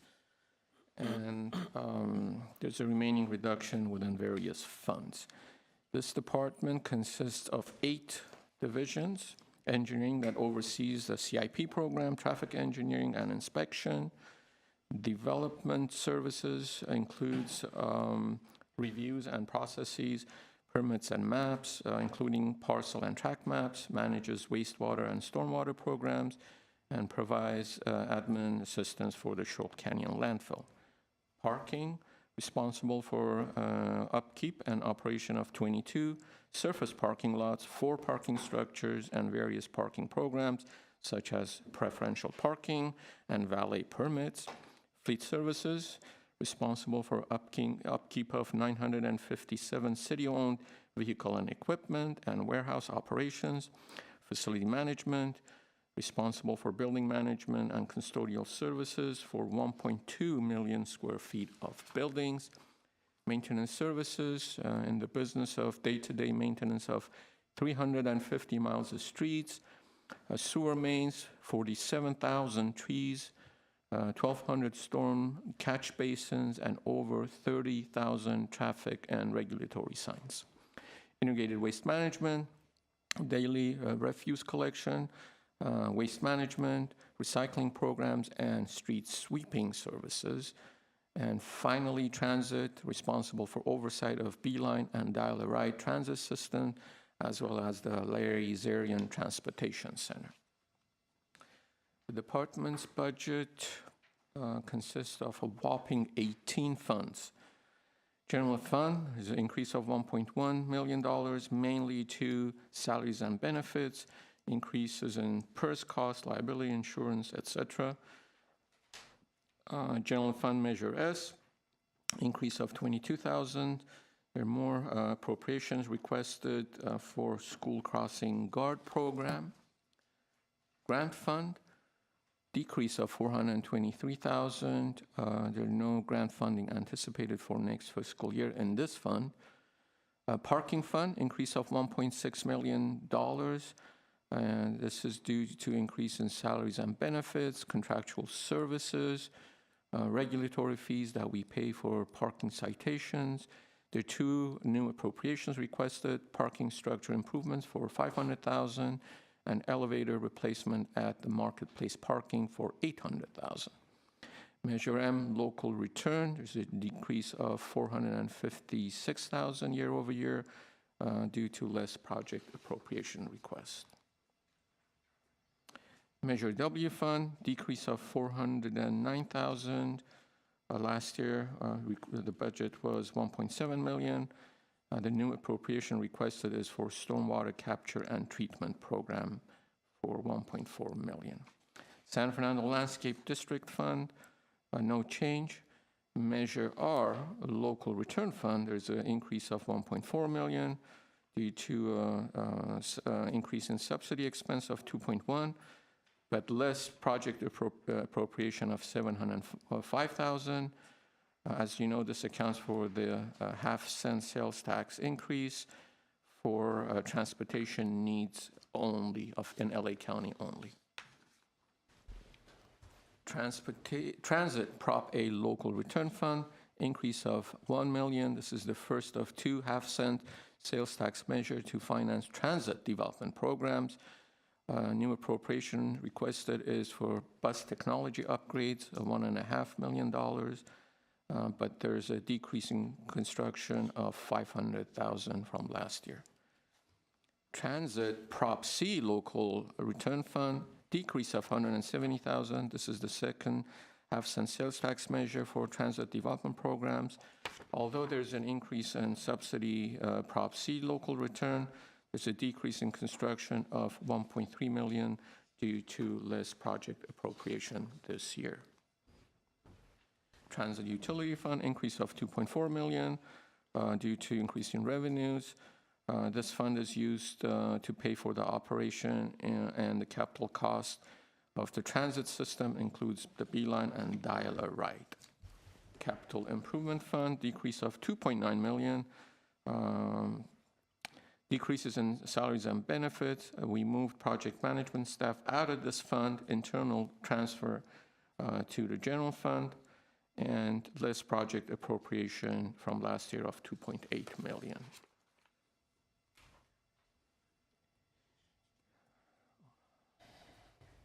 Capital Improvement Fund Measure S, there is a net decrease of $450,000. There's less appropriation requested this year. Last year, we had requested over $4 million. This year, 3.35. Highlight three new project appropriations: the City Hall lobby and entrance, Colorado Street pedestrian safety improvements, and Wilson Avenue pedestrian safety improvements, $1 million each. That will be part of the project highlights in a little bit. State gas tax fund, decrease of $1.3 million. Last year was $10.7 million. This year, $9.36 million. There are two new appropriation requests: street tree maintenance for $660,000 and Viewcrest Road pavement rehabilitation for $1 million. $4.5 million for fiscal year 24 pavement management program implementation, as well as ADA and crack sealing program for $700,000. Sewer fund, increase of $7.2 million due to increase in revenues. Main increases in contractual services, including the Hyperion contract and a Lagwork contract for $3.6 million. New appropriations are for some of the major projects. Again, Los Angeles Glendale Water Reclamation Plant, $8.1 million. Hyperion Wastewater System, $3.1 million. Citywide Sewer CCTV inspection, $2.5 million. Wastewater Master Plan implementation, $1.5 million. And wastewater capacity improvement for $1 million. Refuse disposal fund, increase of $1.5 million due to the potential increase in the revenue of $4.6 million, and this is if with council's approval of the COSA to be adopted as of July 1st. Fleet equipment charge for $267,000. Capital outlay this year includes the purchase of 5 pieces of heavy equipment, another $2.4 million due to a new appropriation for automated container and refuse project, as well as recycling center effluent treatment system. There are decreases in salaries and benefits and contractual services, depreciation, and transfer to general fund of $1.2 million. Fleet management fund, an increase of $8.1 million, as you saw in previously presented a 5-year forecast.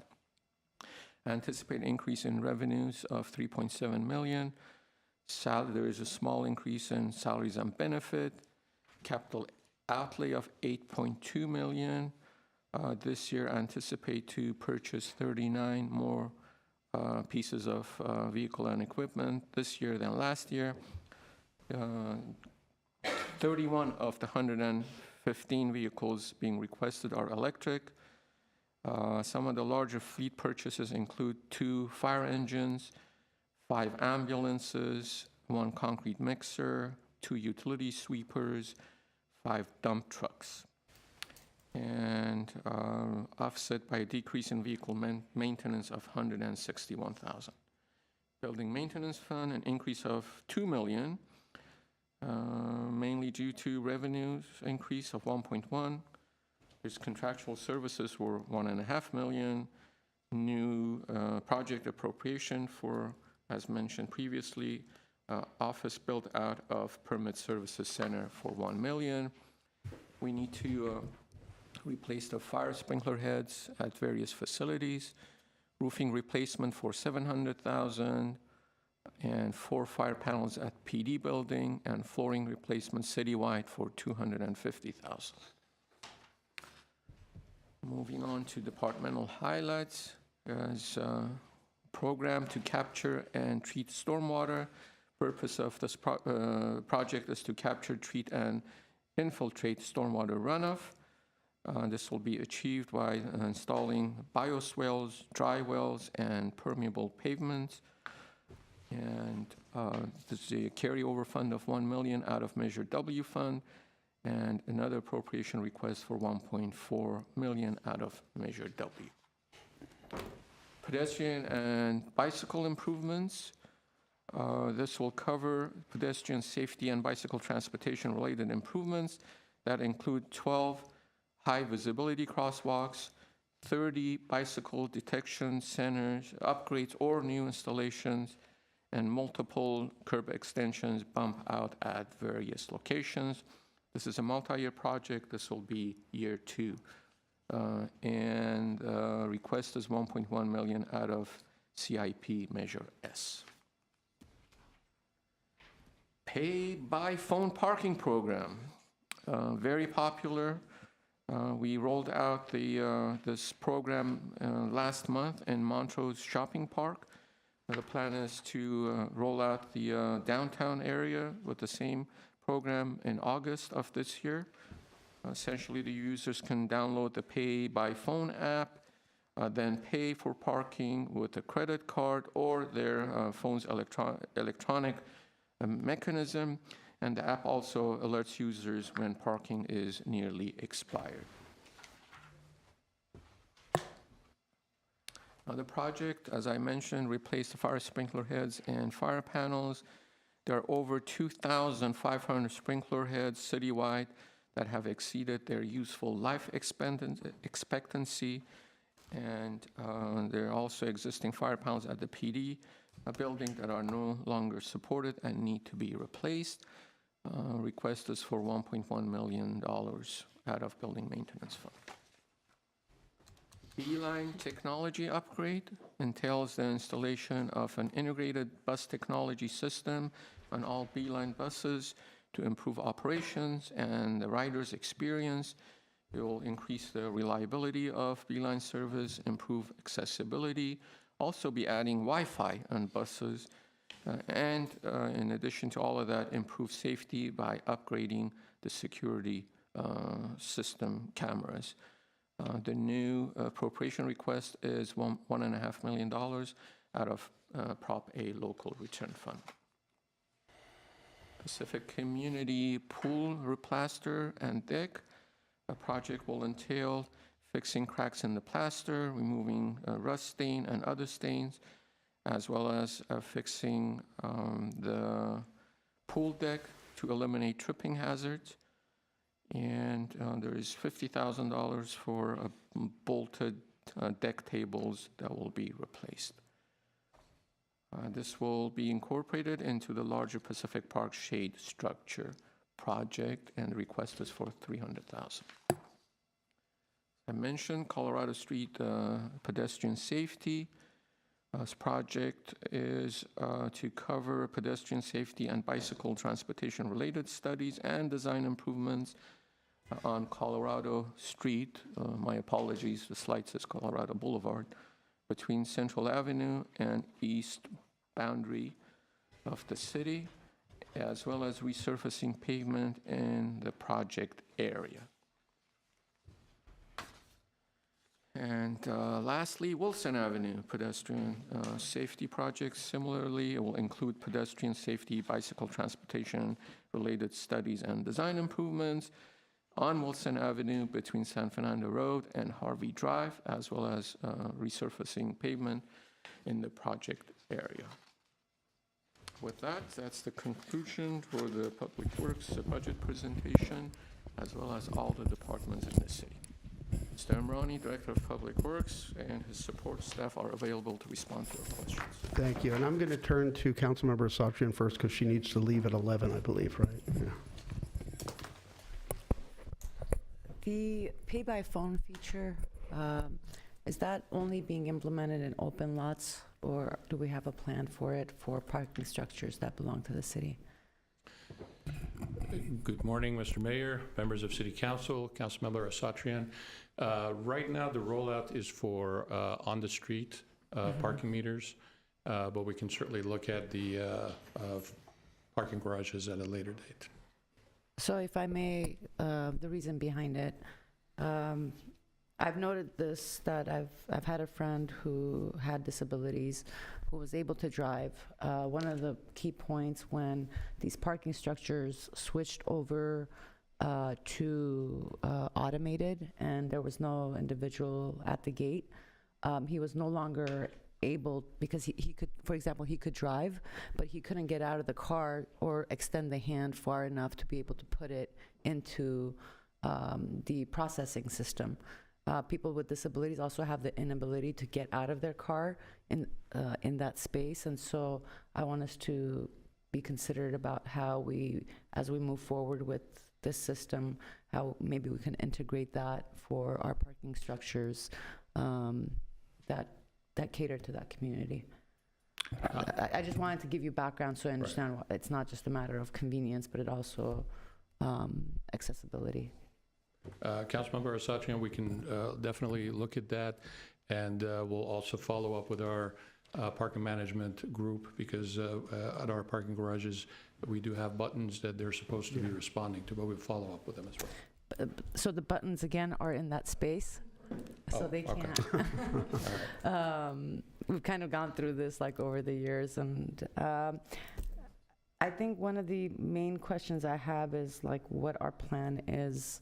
Do we have a roadmap for fixing our streets? I know we've always talked about how much it's going to actually cost, and we keep bringing up roads in South Glendale specifically. Do we have an actual like rollout plan of how we get to that funding that we need? Councilmember Satrian, we developed a comprehensive program a couple of years ago, our pavement management program, that it translates into a rolling 5-year capital improvement program. We estimated at that time over $90 million to fix all of our streets, to bring it to a certain level of pavement condition index. The council gave us some additional monies on an annual basis. However, to do this holistically for all of our streets, we do need another funding source, such as a potential a bond measure. If we wanted to look at tackling every single street or over a number of years, because we're playing catch up with the condition of the streets deteriorating on an annual basis. And that, Councilmember Sargent, that infrastructure bond that Mr. Ambrani referred to as part of the work plan, it was in last year's work plan, and staff will continue exploring it in the next year's work plan. Okay.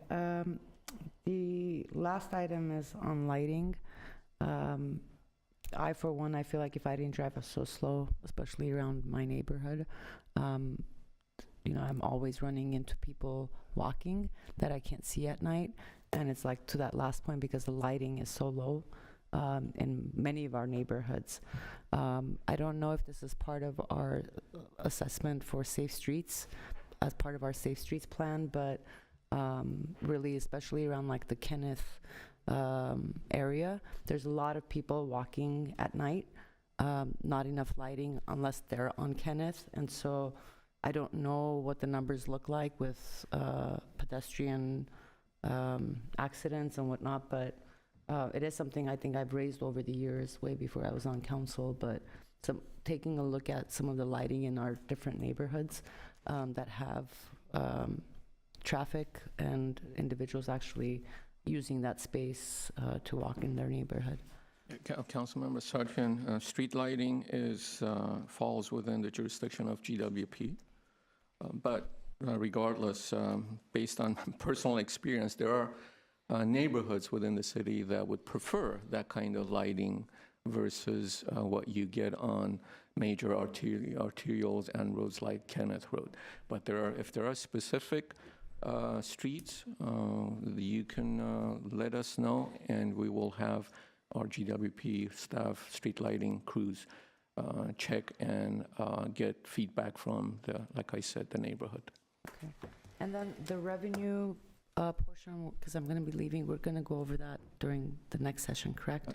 Yes, so we'll be on June 1st. Okay. I have the old date here. Yeah, June 1st. Okay, great. Thank you, and I'm sorry I have to be. Okay, thank you. Let's see, Councilmember Kasakian. Thank you. These are all great accomplishments, and definitely Public Works has its hands full. I hope we're able to accomplish everything that we're setting out to do. I'm very glad to see that the parking issue related to phone payment is now underway. Let me just start off from the first one that's not even as significant as some of my other questions, but in regards to stormwater capture and treatment, I know that we implemented these with much fanfare, but now a lot of the places are looking a little shabby, and it would be nice to have a little more attention paid to them. Even the one by the library that had this nice wooden, I guess, monumental whatever put in front of it to explain what it is, are starting to look a little rundown. And I think, by the way, that's generally my concern about a lot of things. Public Works is, I think, the first thing people notice when they come into a city, even though they don't recognize that they're looking at Public Works, but it's the streets, the sidewalks, our signage. In some places, our street signs look great. In other places, our street signs look really worn down. and I think it would be great if we could get all of those replaced. So I hope that's part of what we're planning on doing. Maybe it's part of the routine work of Public Works. In terms of, I was, in listening to City Manager Galania's presentation and looking at all the things that you're doing, replacing fire sprinklers, heads, fire panels, it occurred to me that we ran into some issues during the repair of the elevator here at City Hall, where it took us months to get the elevators fixed, as well as getting the parts and equipment that was necessary. Now that supply chain issues have entered everyone's vocabulary, now that we know that there will be inevitably some issues with delays of getting materials, how are we doing with our elevators in all our other facilities? Have we made sure to study and make sure that whether it's the police building, the library, or any other facility, that our elevators are in good shape? Councilmember Kasakian, that's a great question. And yes, we've certainly learned some valuable lesson from the replacement of the elevator here. Although I do have to mention, part of the delay was before we put an elevator back into service, we have to get certification from state, and they have to send out their inspectors, and that was delayed. They delayed it a few times, unfortunately. However, we are moving forward with replacing the elevators in the library, in Central Library, and that's going very smoothly. We're trying to have a backup so that if one elevator is out of commission, then we have a backup elevator, and that was the case in the library.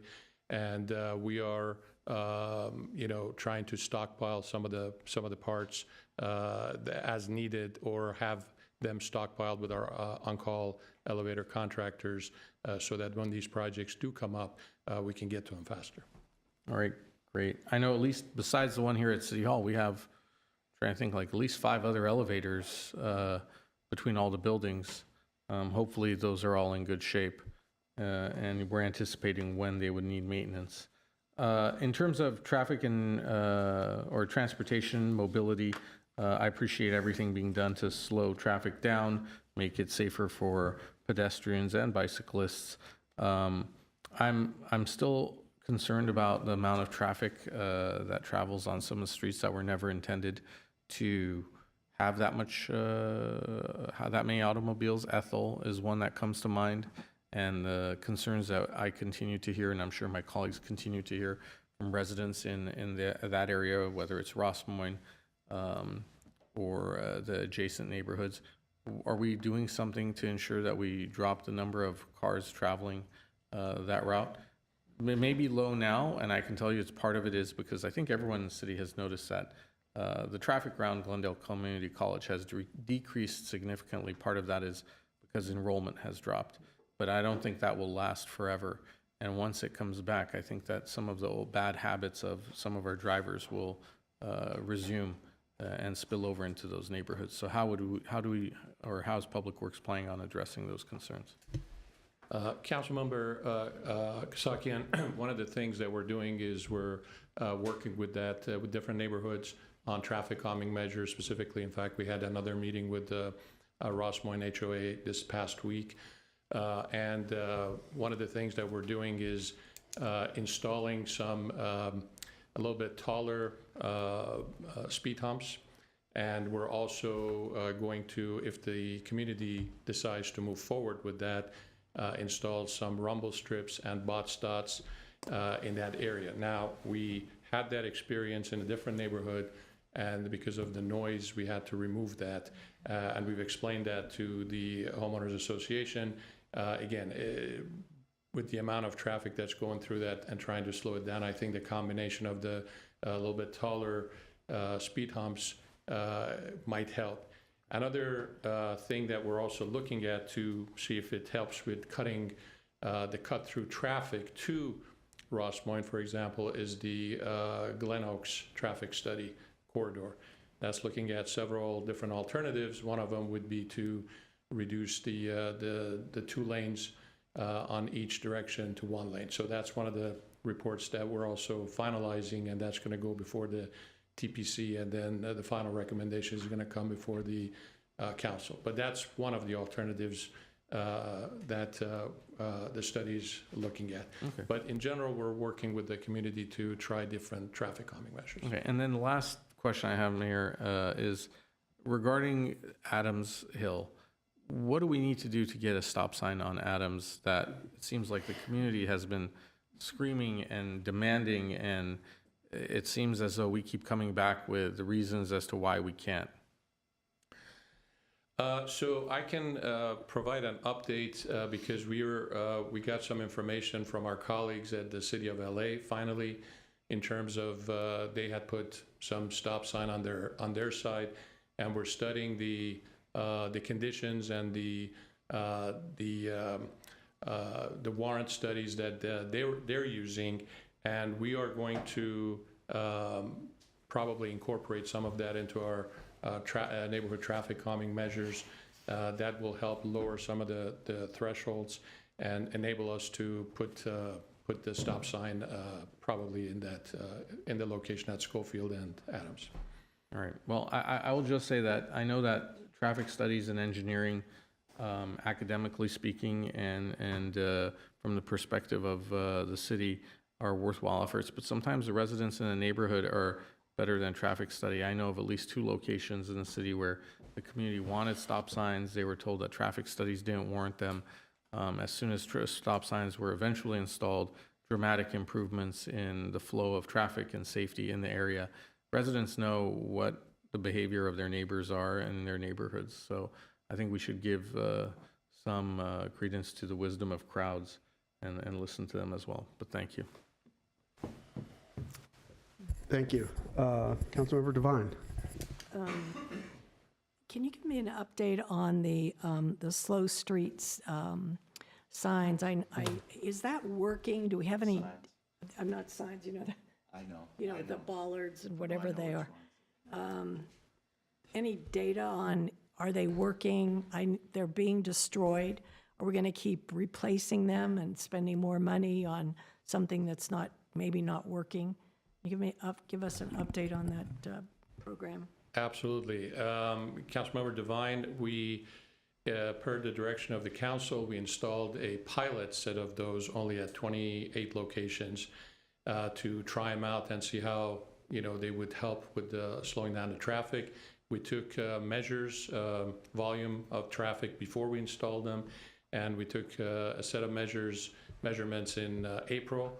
Now we had a lot of rain in April, so we're going to repeat that again in May, and then basically determine if it has reduced the volume of traffic. So it's been installed in a limited number of locations, and we are going to bring back a report to the council in terms of our recommendations on whether it's been effective or not, and whether to move forward with the full-blown implementation. There were some that we installed these because of the residents' request to try to slow down traffic. For example, we were talking about Ethel earlier in Rossmoyne area. We did install it, and some people, I think that first week that was installed, one of our maintenance crews actually saw somebody going in there and ripping it out manually. We replaced it, but some streets cannot handle the turning radiuses. So all of that is going to go into our recommendation for the next phase. That should be coming before your council fairly soon. Okay. And I don't know if any of my colleagues have heard from any of the residents whether traffic is slowing down, or is this making any dent in the speed? We haven't had any responses, I guess I would say, or feedback is the better word, one way or another. We have had responses or feedback from our internal departments, fire department, for example, on some of those streets, they couldn't make the turns. Some of our trash trucks couldn't make those turns. So those we are going to remove for certain streets because it's just not feasible, especially because in a lot of these streets we wanted to focus our pilot in South Glendale with the narrower streets. And if there's parking, especially on both sides, that really narrows down the field. So But again, we're gonna, the volume of the traffic volumes are gonna tell us in terms of the reduction in traffic. Okay, well, you know, the main thing that I've noticed is the vandalism on these particular signs, and that that kind of is upsetting to me, that people would actually, just like you said, someone spotted just ripping it out, and that's basically what has happened, because they're actually guarded by the gold, what are they called? bollards. Bollards, Yeah. yeah. Thank you. I'll look forward to hearing more about that. About the bioswales, what are the locations, plans? Can you update us on that at all? Absolutely. So the bioswales, we have plans to plant them along with some of our projects that we're doing, our street reconstruction projects, and tell you exactly some of their location. And are they going to look as nice as this one in the picture in the report? Yeah, for example, yeah, we'll definitely maintain them so that they look nice, but for example, we have the La Crescenta Avenue project that's coming up that we're planning on doing bioswales, and also we have a couple of community beautification projects on San Fernando Road that we're planning on installing these bioswales. Okay, all right, that's good. Replacing the 4 fire panels in the police department building, is that a periodic thing that happens? I mean, are they, because it seems like the building's pretty, new. I mean, it's not an old building, but do they have a lifespan, these fire panels? These particular fire panels are no longer supported by the manufacturer. So we are being proactive in replacing them so that if there is a problem with them, obviously these are very much needed, and we want to make sure we are proactive and not wait until they fail and the manufacturer can't support them anymore. It's very, very good. Thank you. My last question is, have you given any thought to, and I know I brought this up before and I've received emails of the same, for integrated waste and trash pickup, for those of us that don't put our trash cans out every single week, of somehow adjusting the rates? Is there any thought being given to that? Councilmember Devine, the state code, LA code, county code, and everything requires us to pick up these on a weekly basis. So that's what we're doing.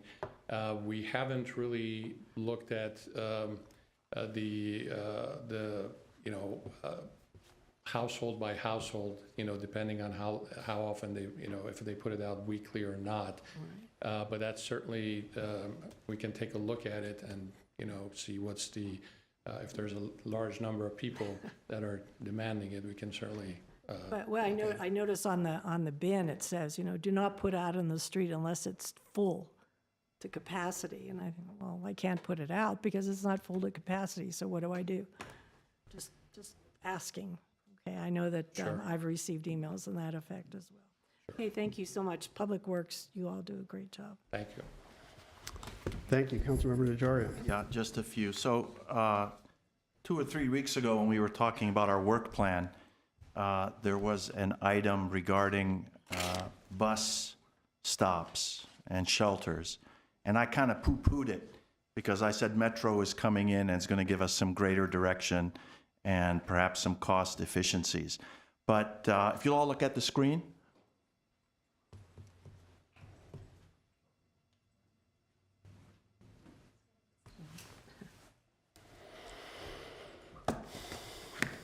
That one. Not that one, behind it. There you go. Bus shelters. Yeah, so this is the highly vaunted LAPD sombrita. They called it the sombrita, which is a pole with a little bit of shade. Is there another picture that sort of makes it? Yeah, there you go. This was ridiculed across the globe. Like, how stupid is LA DOT to put that little 1 or 2 square feet of metal grating on the pole and call it a sombrita. And they were charging $10,000. They said the price is $10,000 for each one of those. So I would think it would be great if we tried a pilot project, perhaps right in front on Glendale Avenue where there's a lot of people. Let's make our own and let's put LA to shame. Let's make a nice bus shade structure, and I think there's lighting in there, and I think there's solar, so you don't have to do the wiring for it. And let's do it for less than $10,000, and let's just slap LA DOT. I mean, look at this. They're having a big press conference. Look how great this shade structure is. You know, it's a joke. So wouldn't it be great? I think it would be great. Not as good as the mural by the Democratic Party guy, but Shepard Mullen, what was the name? Shepard Felly. It's okay. It's not as good as that, but I think it'd be a great opportunity. We don't have to do a whole bunch. Let's just put it out there. I know we've got our work plan thing and all that. And let's, you've got some creative minds at Public Works. We've won awards before for other sort of things like the water system filtration with the metal grates over the storm drains. This was years back, Yazdan. This is before you were around. I think it'd be a great thing to do. So instead of calling it the sombrita, let's call it the ambig. Amb in Armenian is cloud. And if we can make it a little better than that, boy, what a great finger in the eye to LADOT. I would take it one step further, and I would say, given the bus line being called the B line, make them look like flowers and leaves. Or something like that. I think it'd be a great, as a pilot project. So hopefully this isn't going to take a lot of budget. But I think it'd be a good shot. It's only on a pole, if you can see. It's not some big structure. It's just pole mounted. How that costs $10,000, I don't know. People are joking about it. I could go to Home Depot with $50 and make the same thing. But I think it'd be good just to try out. If it's popular, if it works, maybe we'll...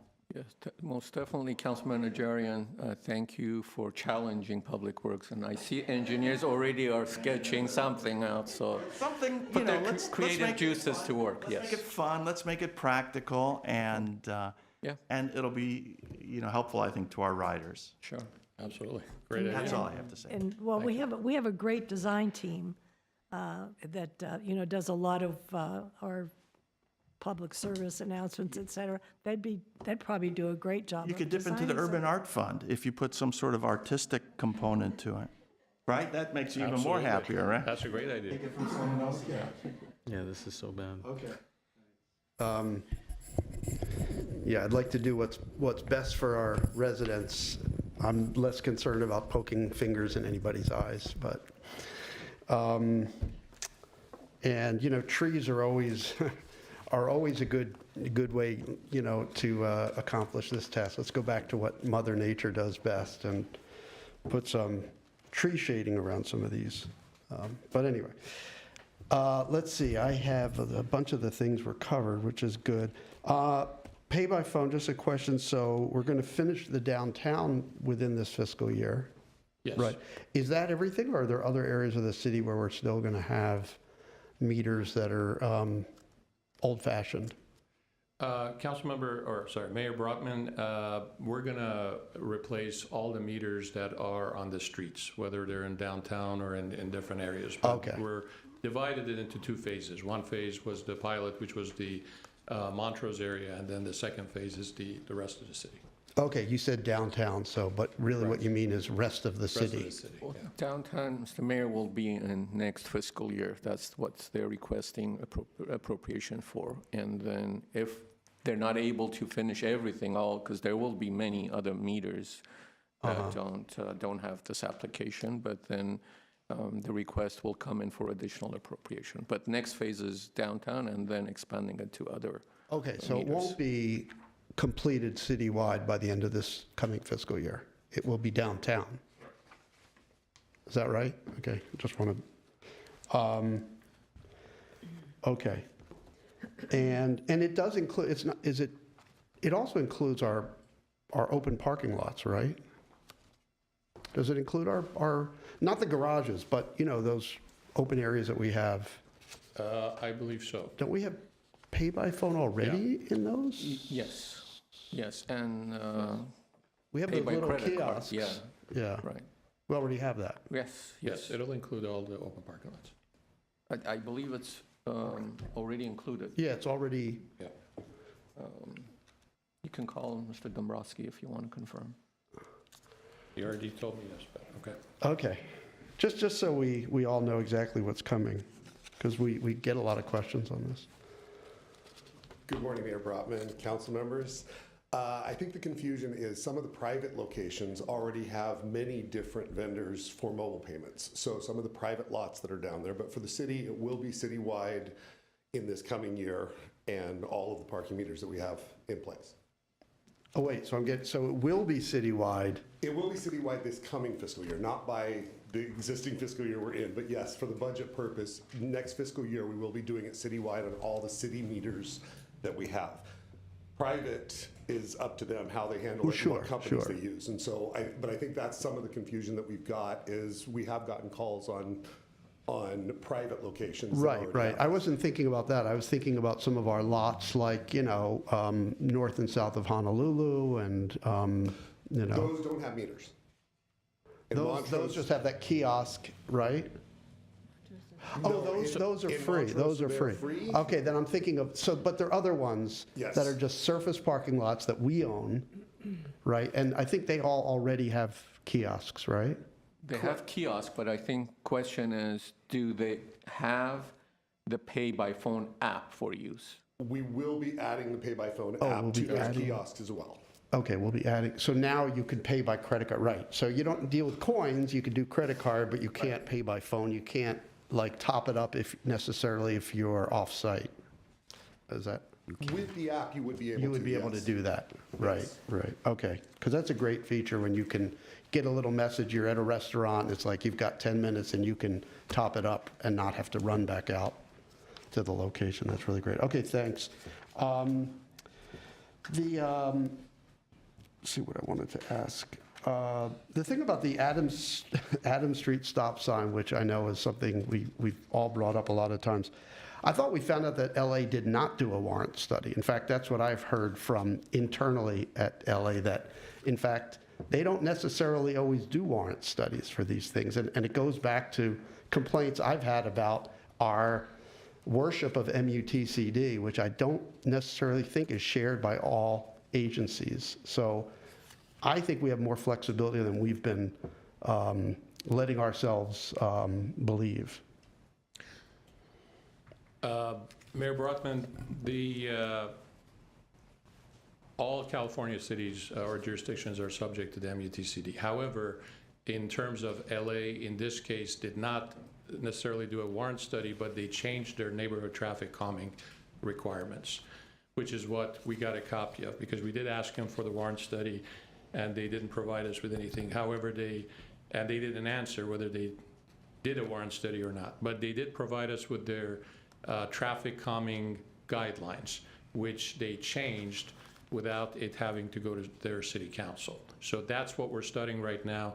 That's what we're looking at and seeing about incorporating those elements for the stop signs into our neighborhood traffic calming to make it a little bit more flexible for us to install stop signs.